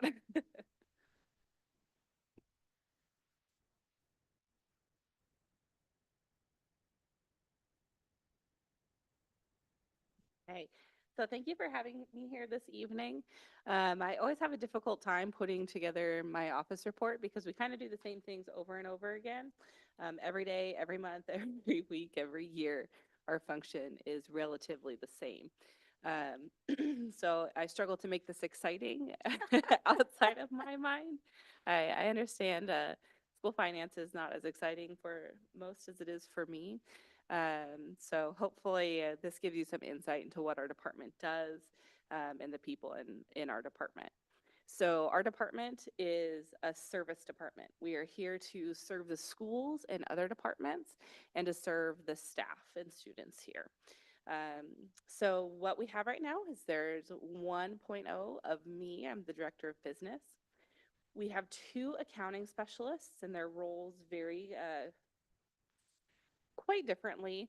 We have one that mainly focuses on grant accounting and she does all of our leave accounting. We have another one that focuses on conference requests and supporting the schools with their associated student body accounts. They both do some bank reconciliations and cash management for us. We also have a payroll and benefits specialist, and she 100% focuses on payroll and benefits, processing payroll, working with our partners, PERS, health insurance, things like that. And then we have a 1.0 accounts payable person, and she also assists with payroll. She mainly does the classified portion of payroll and works with our payroll vendors. So in our office, we have 5.0 FTE, and I thought it was really neat to call out that in total, between the 5 of us, we have 71 years of experience within the district, Within the Woodburn School District 71 years in that has total, been used in Woodburn. in Woodburn School District. Wow. Yep. Awesome. Yep. And I'm actually the newest person here, having started in 2018. So I'm actually the baby in the group in comparison to them. They've all been working in the district longer than I have. We actually have 2 Woodburn graduates in our office. So they stick around and they do a great job, and we're so glad to have them here with us. So we mainly work with numbers, as you guys know. So I broke this slideshow down by numbers. Right now, in this fiscal year, we have over 70 unique grants that we manage. Some are very small and are in the amount of $250, and some are extremely large and are over $6 million. So it's really all across the board. Sorry. Between those 70 unique grants, just this year, they have over 21 million in total of expenditures that we monitor and report to the granting agencies. These numbers down below are going to refer to last year, obviously, because we're still in the middle of this year, so I wanted to give you a more accurate depiction. Last year, we processed over 8,500 accounts payable invoices. We have over 870 unique vendors that we work with each year. We processed over 890 W-2s, so those are forms to employees. We had 866 employee benefits payments processed throughout the year, so those are our differing payroll vendors that we work with, life insurance, things of that nature. We processed over 70 employee draws. So what that means is, in addition to our singular monthly payroll, we do employee draw payroll throughout the month. So there's an additional 5 to 6 payrolls that happen each month that are just draw related. We also have other payrolls that come up with people who are terminating their employment, retiring, changes that happen within the month as well. We processed 698 health insurance enrollments. And I think this is a huge one when you look at the number of people we have in our department. They entered over 7,466 lines of extended time into the accounting system. So that was huge. Like if you worked extra. That would be a timesheet turned in to report that you worked hours outside of your normal day. Wow. So physically 7,000. entering that amount of data into the computer system. Would that include coaching or not? Yes. So coaching, classified staff have to report their hours because they have to be paid hourly. So that would include coaches. But the stipend amount always comes out to the same amount. So yes, and also no. There was 531 professional development requests that were managed. Everything goes through our office to ensure it's in compliance with the government traveling standards, as well as processed under the correct account codes, and that it's eligible under the source that it's being processed under. So for example, if someone wants to do professional development under Title 1A, we make sure that the professional development they're wanting to attend, they wrote into their school improvement plan, has been submitted to ODE, and is allowable. We did over 421 manual journal entries. So those are journal entries that the system doesn't process on their own. There was 268 ASB deposits processed. So those would be times we'd go out to the school, assist them with their deposits, and bring those to the bank. The district has 38 P cards that we manage and process. It's a purchasing card, so like a credit card. Oh. And then within the schools, we have 14 credit and debit card processing payment terminals right now that we help support. I don't know what that means. So we take credit and debit cards at all of the schools. So if there's a fee to pay or at concessions, things like that. And that was a lot of numbers and a lot of information, but that is what we do in a nutshell in my department.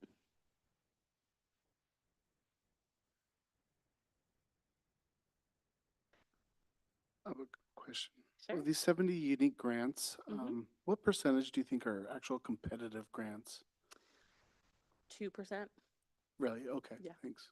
Yeah, not a ton. And those ones are generally a lot smaller as well. Thanks.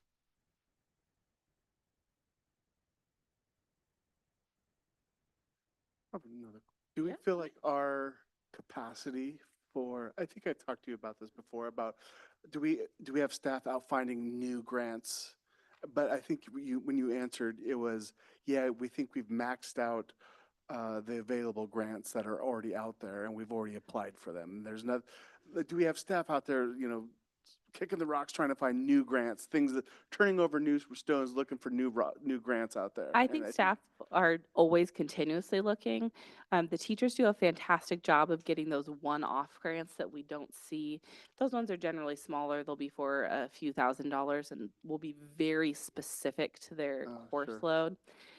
Any bigger ones that really impact the entire system, we hear from the federal government or ODE or COSA or OASBO.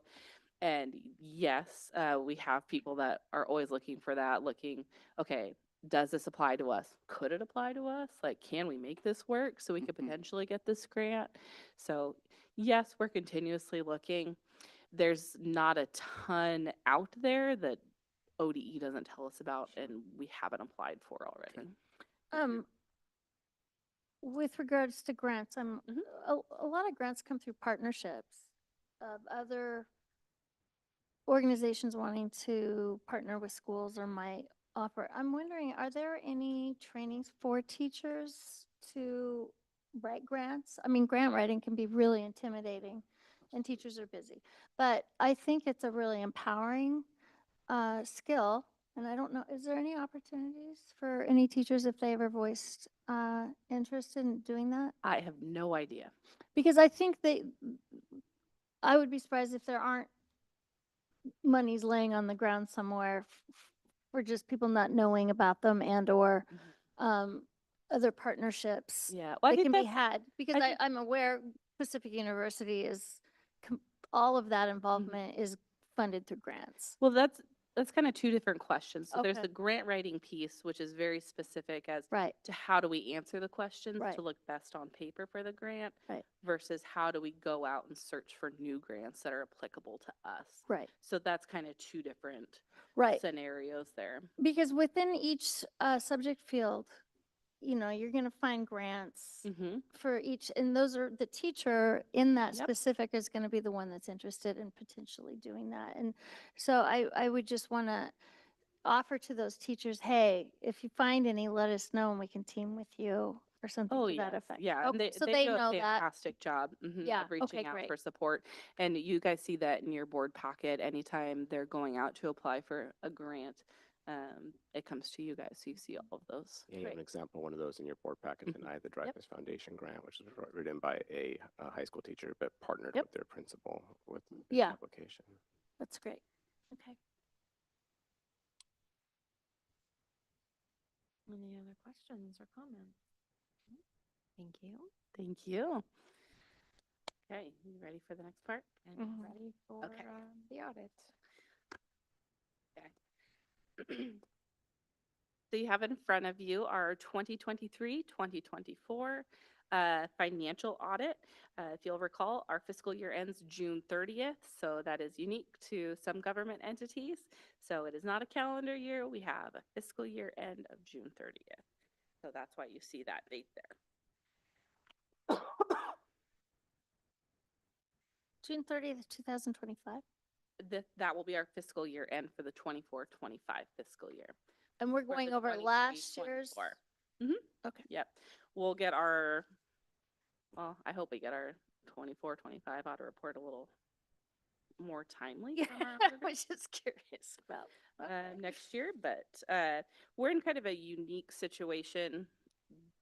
There are not a lot of audit firms left in the state of Oregon that want to do municipal audits, especially we have what's called a single audit, which means we expend over $750,000 of federal expenditures.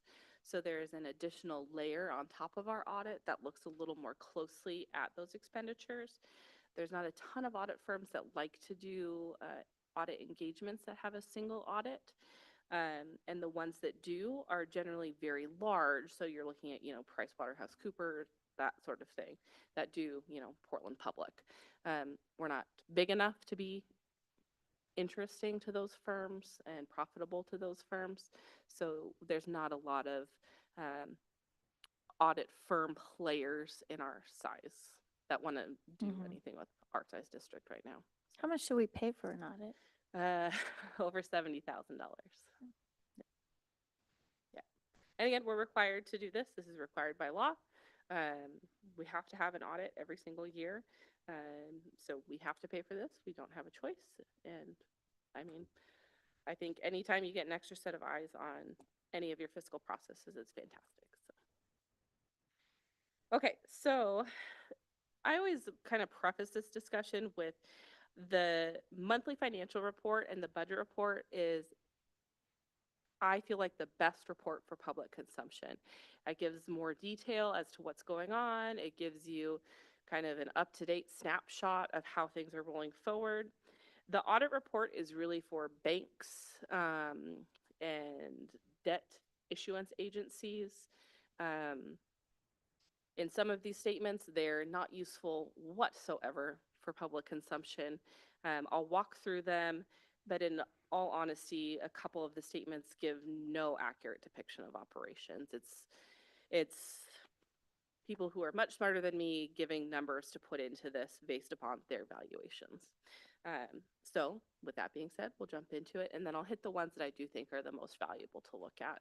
And please feel free to ask questions as we move through. So the first portion you'll see is, starting on page 4A, is the management discussion and analysis. This is a great jumping off point. It kind of walks through the financial statements and hits some of the highlights of what you're going to find in the reports. So really, this is kind of just a verbal explanation of the reports that follow, but that's a great part to look at. On page 4C and 4D, that just kind of summarizes what you're going to look at in the financial statements that follow. I enjoy the percentages. That kind of gives a nice depiction of the changes and what things are made of. But in all honesty, when we're not comparing those percentages to other districts of our size or looking at the prior year, they're not entirely useful. But again, this is what's required to be in here for the banks to look at. So we're going to move through those and jump in to pages 5 and 6. So the statement of net position is the first one you're going to see. There are a lot of adjustments to get to this statement that we do not record in our financial system. They're solely what's called financial statement adjustments that the auditors make per requirements. So for example, you're going to see midway down, deferred outflows of resources. This is all related to PERS calculations that they get from an actuary. So these aren't liabilities or assets that we would ever record in our financial statement books. So again, when we're looking at this one, this is not entirely helpful to your average consumer. We also record our net assets in here, which again isn't something we typically look at when we're looking at the financial strength or weakness of a district. So I like to highlight this because it is unique and it is in here, but it's not entirely useful for us everyday consumers of financial information. Page 6 is the statement of activities. So I guess in layman's terms, page 5 is your balance sheet, and then statement, and page 6 would be your income statement, your income and expense statement. Again, it's very high level how they have it grouped. There's not a ton of detail. You guys get a lot more detail in your monthly report. They roll it up into all activities together under instruction, support, and community service, much like you see in the budget resolution, all rolled up into those very high level categories there. You'll see called out as governmental activities. So within a school district, pretty much everything we do is called a governmental activity. Sorry. In other government entities, you'll see business type activities. So for example, the city will generally have a business type activity, which will be their water and sewer fund, because they're operating it as a business. And again, these are just some unique things in governmental accounting. Obviously, a school district is not a business, so everything and all the funds rolls up into governmental accounting. And again, there's a lot of adjustments that go into here as well. So pages 5 and 6 are not the most useful. When we are looking at some of the useful statements, page 7 and page 9 are going to be your best bets of getting information that's actually helpful to what you're looking at and a little more what you're expecting to see in financial statements. So again, page 7 again is kind of like your balance sheet. It breaks it down by your major funds. Major funds have cash and expenditure determinations that group them into a major fund category. We don't get to choose that. It's kind of just how the cookie crumbles each year. The general fund will always be a major fund due to its nature. So again, it kind of walks you through cash and investments. We do book in receivables into the financial statements because we're our accrual-based accounting, and along with payables because again, we are accrual-based accounting.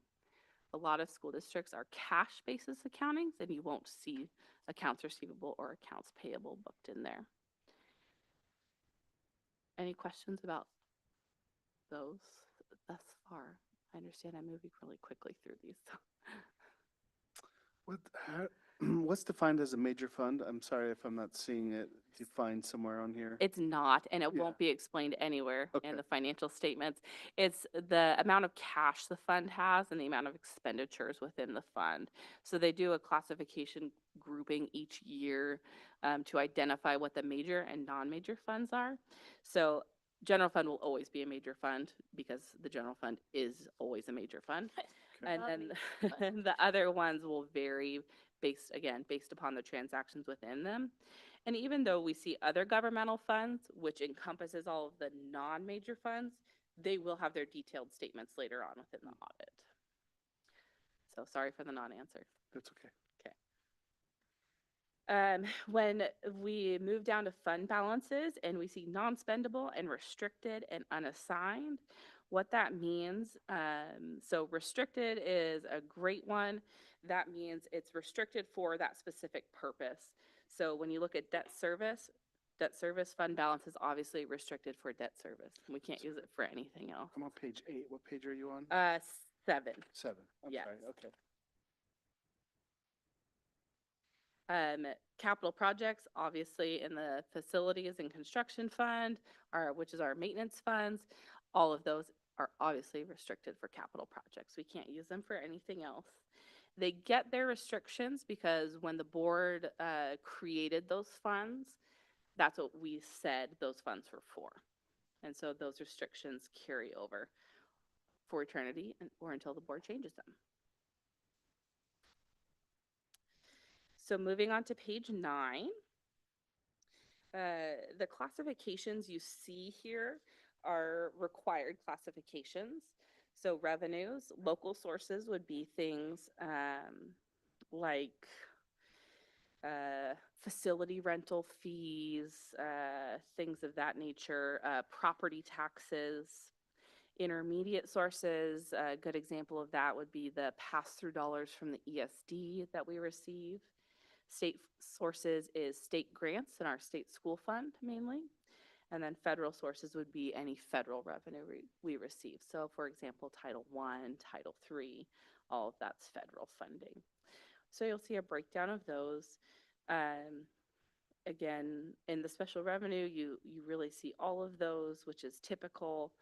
Debt service will always be local sources because that's property tax revenue or transfers. So again, very typical.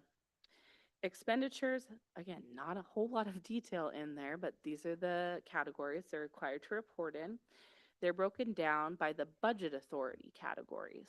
So again, when you look at the budget resolution each year, the resolution categories are reflected on these statements as well. You'll then see transfers in and out. So that's amounts going to and from one fund to another. And then you have fund balance, so what you had at the beginning of the year, and then ending fund balance, what we ended the year with, and that'll roll over into the following year.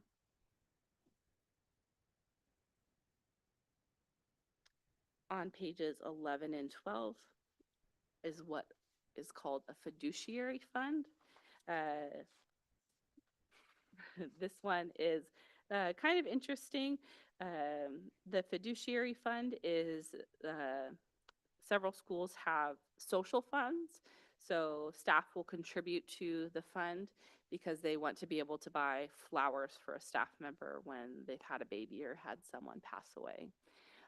We manage those funds for them within our office, so they have a secure place to deposit monies. We can write checks for them. They can use their P card to purchase things. But again, all of that has to be accounted for. I know it's only $2,000, but it has to be reported and it has to be audited. So it's in here.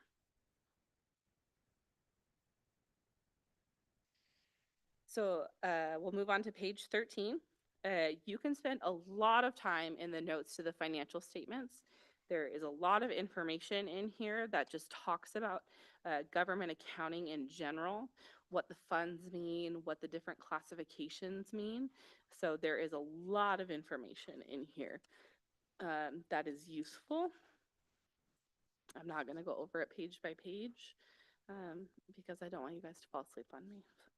When I was looking, a lot of it looked like just I had a hard time A with lot of it is boilerplate template information. language, and so I was having a hard time differentiating between what's template language and what's Woodburn specific when I was reviewing. When you get more to page, even 21 isn't super helpful.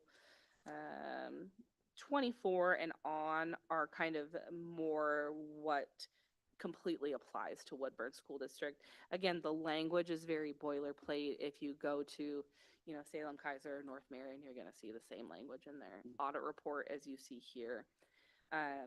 So like on page 24, this is our capital assets. Any changes we have in our capital assets throughout the year. The depreciation associated with capital assets, again, not very sexy information, but it's what we have to report here. Depreciation of our assets doesn't impact our current cash flow or anything like that, but due to the basis of accounting, we have to report it and represent it in the statements. There's some information about our bonds that you'll see in there, just kind of any balances outstanding, the reductions throughout the year, and just how that's accounted for. If you really want to learn more information about PERS, there's some fun information on pages 27 through. We're going to keep going. We're going to keep going through page 40. And again, none of these calculations are done by us. They're all done by an actuary that we contract with that provides all of this information to our auditors. So we have someone that we have to pay to compile this information for us.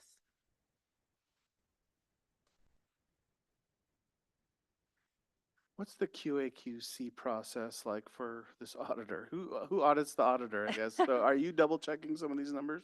We are, yeah. So we review the audit report. Having come from an audit background, which is what I did before I came into government accounting. So they come out and audit us. They look at all of our information. We supply them with everything they need. They go back and compile their information. Then they have several levels of review that they go through internally before they'll issue the audit report.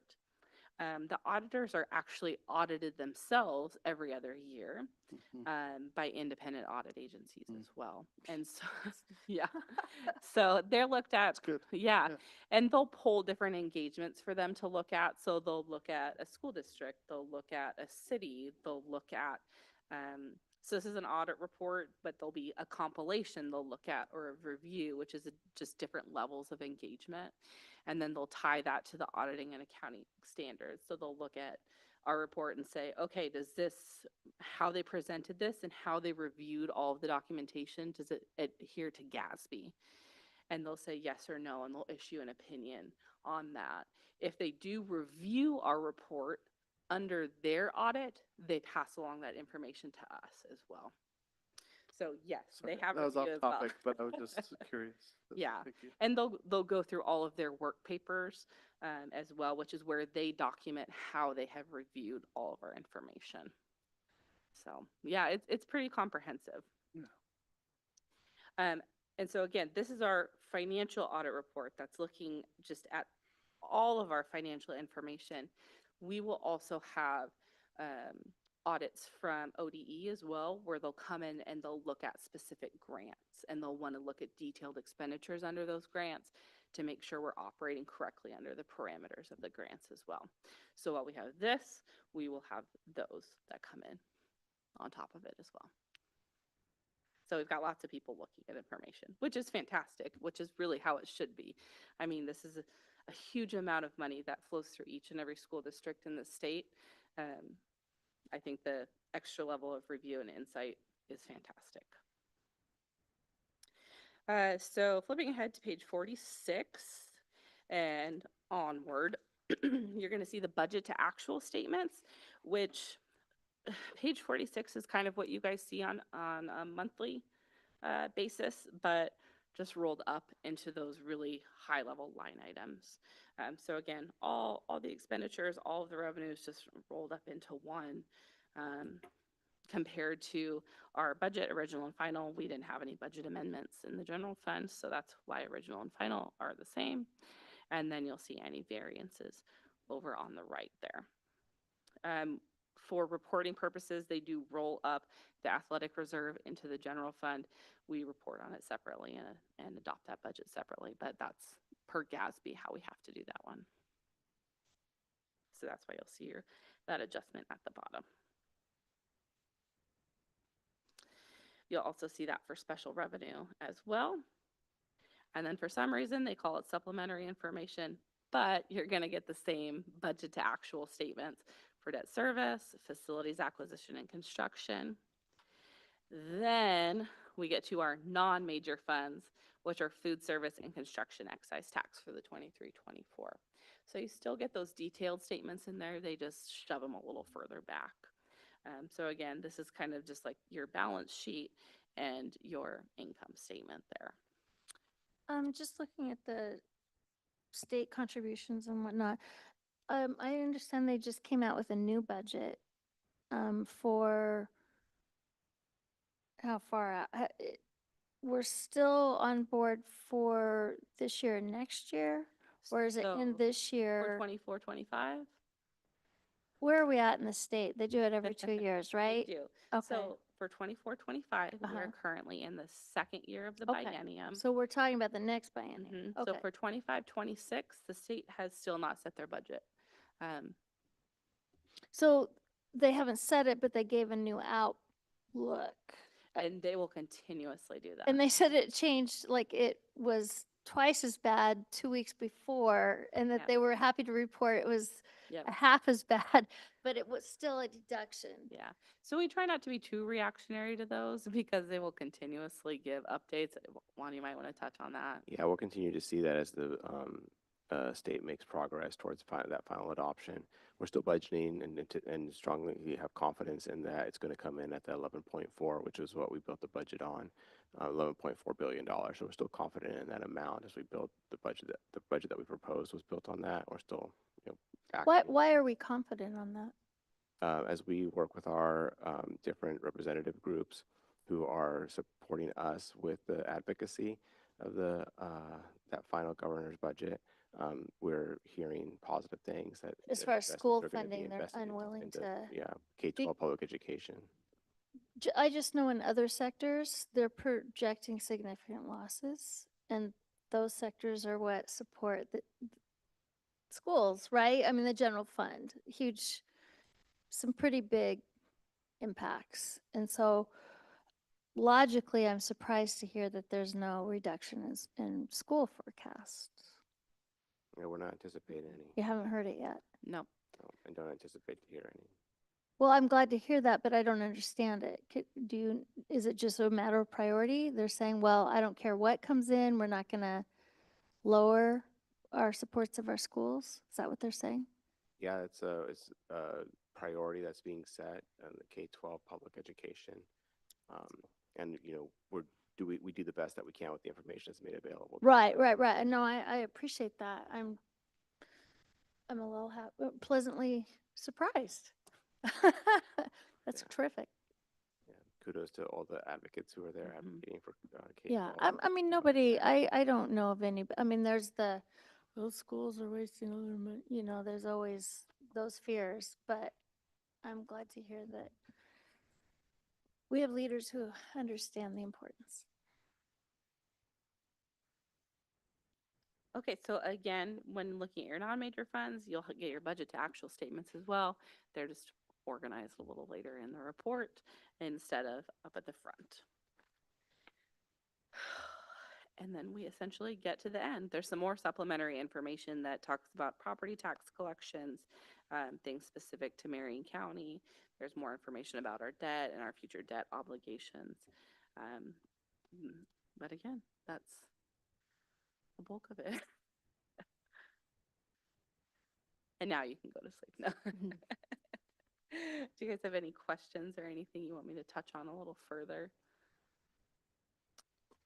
Thank you for presenting. I don't have any questions. Others? Thank you for your expertise. I mean, this is so complex and you appear to know it, so thank you. And again, I implore you to look in detail at the monthly financial statements. That's giving you really your detailed information. That's the most useful that you can get. So thank you so much for your time. Thank you. Thank you. Okay. Moving on to confirmation items. The confirmation items presented are as follows. We have meeting minutes from April 8, 2025, regular board meeting, personnel, surplus property disposal report, acceptance of gift, donations, funding proposals and applications, the Dreyfus Foundation grant, Woodburn High School.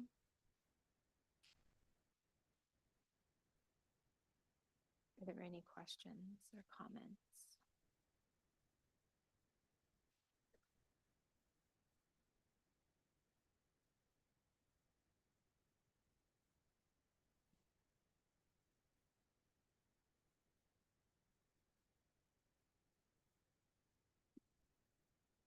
Superintendent, do you have any comment on the grant proposal, on the Dreyfus Foundation grant? Yeah, this is an exciting grant opportunity for being written by Jason Rogers, the teacher at the high school. We had the opportunity to visit his classroom and saw some of that CTE work that he's invested in heavily. So he's applying for a grant that would continue to further support some of the equipment needs of that growing program. It's really ambitious of him to continue to grow it, and kudos to his work on looking for additional resources to continue to purchase equipment to support that CTE growing program, or that program growing.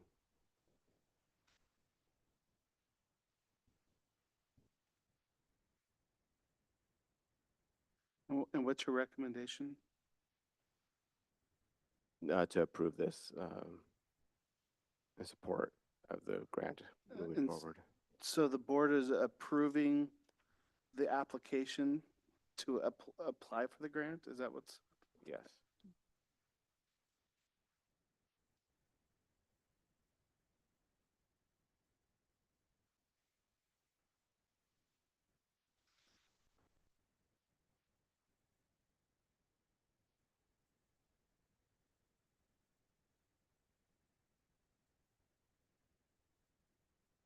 Additional questions? If there are, go ahead.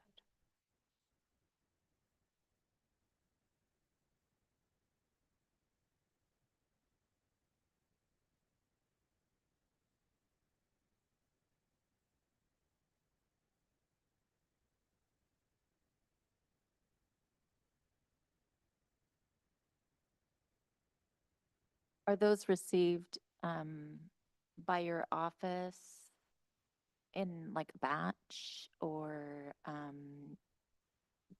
The donations themselves, or the no, receipt these documents. I noticed that some of them are like dated March and we're approaching June. I was just wondering if they like retain them and then submit them all at once, or if they are held and then I noticed that some of them are like months ago, and I was just wondering what it just looks like they're old. And I was just wondering what the process is for submitting those. Do you just hang on to them and get them all at once? And then you submit them here to us all at one time, like a year end, or? how No, did- these oh. were received in the last month Oh, okay. since So the you last just, board meeting. So they probably held on to them at the office and then oh, she okay. sent them in the batch. Oh, okay. Got it. Yeah, so every month I just file them away and then once the cutoff comes, I'll scan them into your packet. I see. Okay.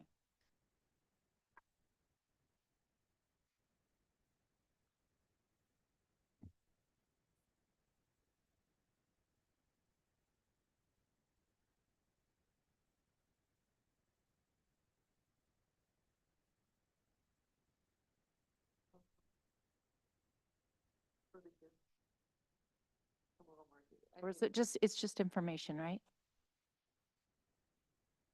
Well, the board has to accept gifts, any gifts or donations Right. made to the district, the board accepts them. That's why they're in confirmation items. Sure, yes. Oh, okay. Welcome back. Thank you. So anytime it's cash or check, it'll be receipted, because we have pretty strict policies as to how much cash and when we have to deposit checks, at the school and building level. Mhm. So while it may be receipted into the system, they really don't have access to the money until the board approves, the donation. So yes, sometimes they'll hold on to it longer than they should, but Oh, okay. they have a lot going on, so. Um, so then do these go to you and, oh, they go to you? Oh, okay. I did have a question about one then. It said something about like discounted work. Is it the one on page 125? I don't know why they. It looked like somebody was doing construction and that the district was giving them a discount for work or something. Let me look. Mm.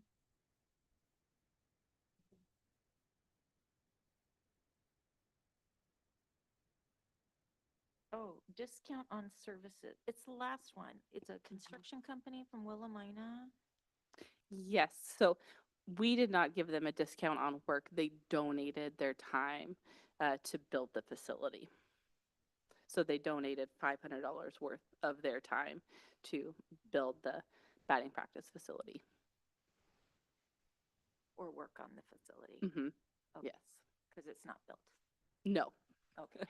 Just So checking. they gifted us that Yes, they $500 gifted us worth of- $500 worth of their time Oh, okay, on the got it. facility. Yes. Just to clarify. Okay. Can the confirmation items be approved in one motion or individually?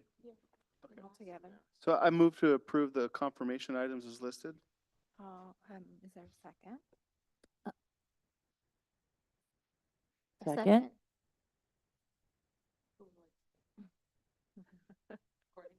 Mm-hmm. All in favor of adopting the confirmation items as presented, please say aye. Aye. Aye. Aye. Motion carries 4-0. Moving on to board action items, we have old business. We have middle school health adoption recommendation. At the April board meeting, the board heard a presentation from Teaching and Learning on the recommendation of the K-12 science materials and then the K-5 and 9-12 health materials, or an update on the process. At the time, the middle school team wasn't ready for a recommendation. They are now ready and to finalize their recommendation. That's what the board has before them tonight, is the recommendation to adopt the 6-8 health curriculum. The Goodhart Wilcox Comprehensive Health Skills for middle school.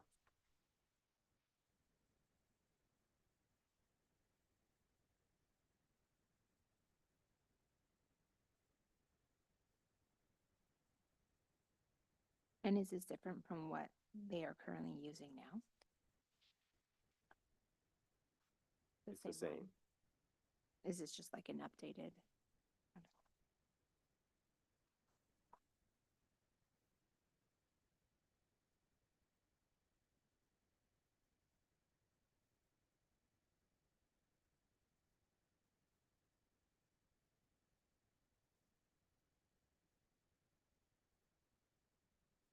Any questions or comments on the health adoption? I move to adopt the recommended materials for 6 through 8 health courses. Is there a second? A second.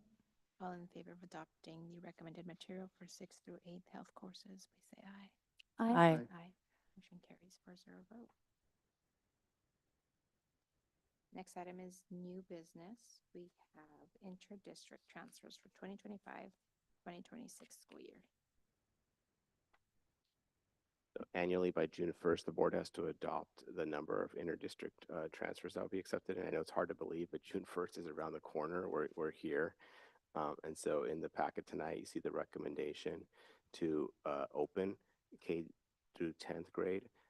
We have seen a increase in our enrollment, which is fantastic. That's great. We've about 105 students, but we're still below our pre-pandemic numbers and below the projected enrollment growth based on the demographic studies that we've conducted. So we continue to want to expand and increase our enrollment. And so this recommendation is to open up K through 10, and you have some data there based on current requests, what we have requesting to leave and to come out. You can see kind of the net balance there on the memo. So by saying we're looking at an increase of 3 students? The net, whether you look at the number of students who are current students who are requesting to leave, we have 26 currently who are sitting in our classrooms right now wanting requesting to leave, and we have 29 students requesting to come in. So when you look at the classroom seats, yeah, it's a net of 3 right now. But that's not including the non-Woodburn school district, or that's current school district. This doesn't include the new kids who are coming in. These are just regarding transfers. Yeah, this is just transfers, right? Yeah, this is just the transfers. Okay. Juan, is there any patterns in people requesting transfers? Out, Patterns, meaning like reasons that you're asked, they aren't asked. they're not? You can't. No. And neither do we ask when they come in either. Because that must be new. I don't believe that was the case. In which, yeah.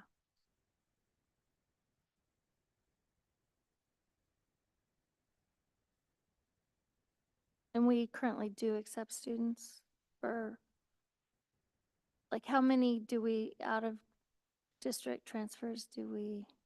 This year, right now, this is for the upcoming. Right, school but do year. we have a cap? I'm just curious if we have a cap, because we had one little guy that wanted to come back and was having to come before the board. Yeah, the board heard an appeal, or maybe a couple appeals this year because it was closed at the secondary level unless you were a current student. So It was a last year it middle was school closed. kid. It was middle school and high school was closed. And And so the board did hear an appeal. Right, and we let it, so are we open to people coming in? I mean, those 3 extra people, This recommendation would open K through 10. K through 10, not 11 and 12? Because our class sizes are large. Well, sometimes what we see at the 11 and 12 is that the students who transfer in may need additional support. Maybe we want to support our students as early as possible to get them on track for graduation. And when we get them in 9 and 10, we could still support them to get them on track. 11 and 12 might be a little late. Got it.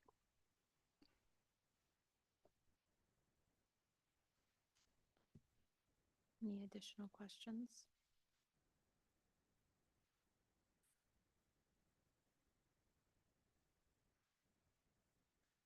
I move to approve to open interdistrict transfer slots for the following programs for the 25-26 school year for grades K through 10.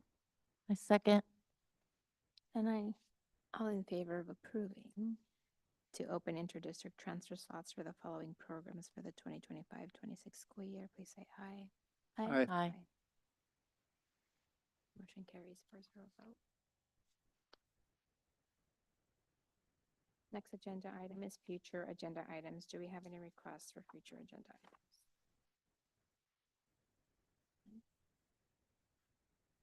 All right, seeing none, we can move on to the board calendar. Listed below are dates with some upcoming events and board meetings. June 3rd is the second budget committee meeting. June 10th is a board work session. June 24th is a regular board meeting. And other important dates to have calendared or penciled in is the June 5th class of 2025 graduation at the Volcano Stadium, 6 p.m. We also have biliteracy. Tomorrow. Yeah, we have a lot of activities that our kids in our yes, yeah, a lot of activities. Okay.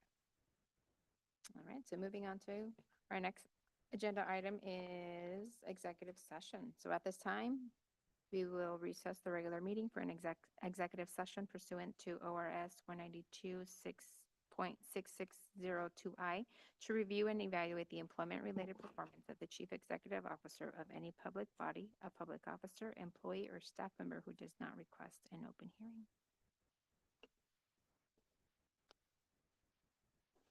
I'm gonna talk about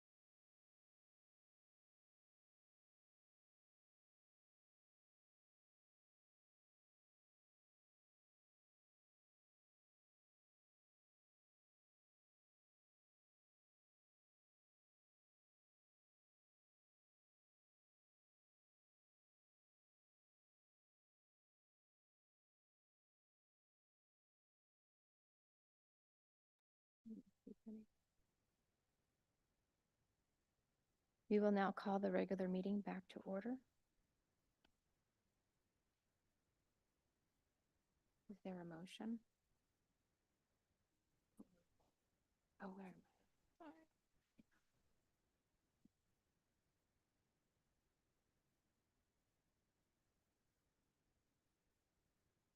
Item 12, board action item.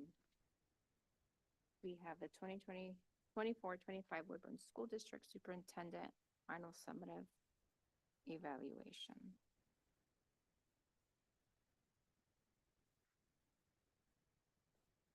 To approve the 24-25 Woodburn School District Superintendent Final Summative Evaluation.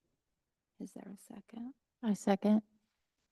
All in favor of the 24-25 Woodburn School District Superintendent final summative evaluation, please say aye. Aye. Aye. 3-1 vote? No.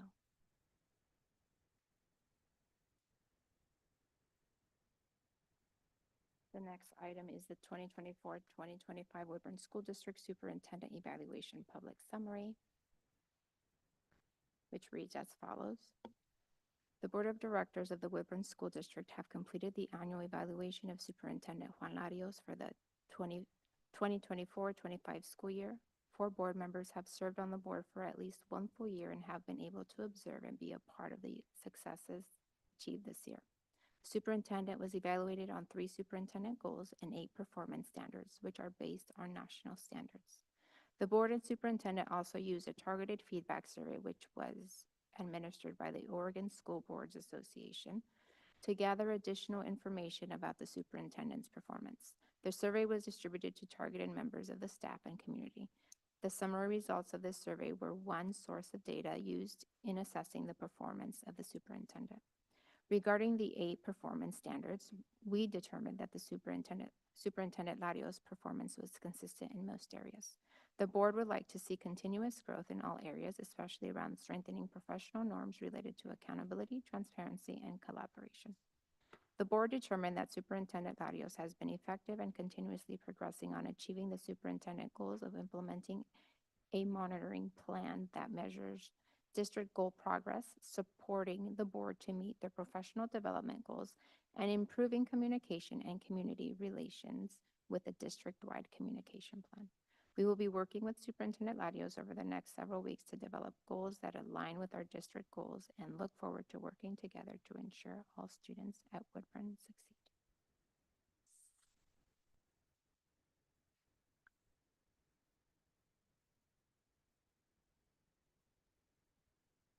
There's no questions or comments, right, Jenny? All right. So it is now 10:38 and I adjourn this meeting.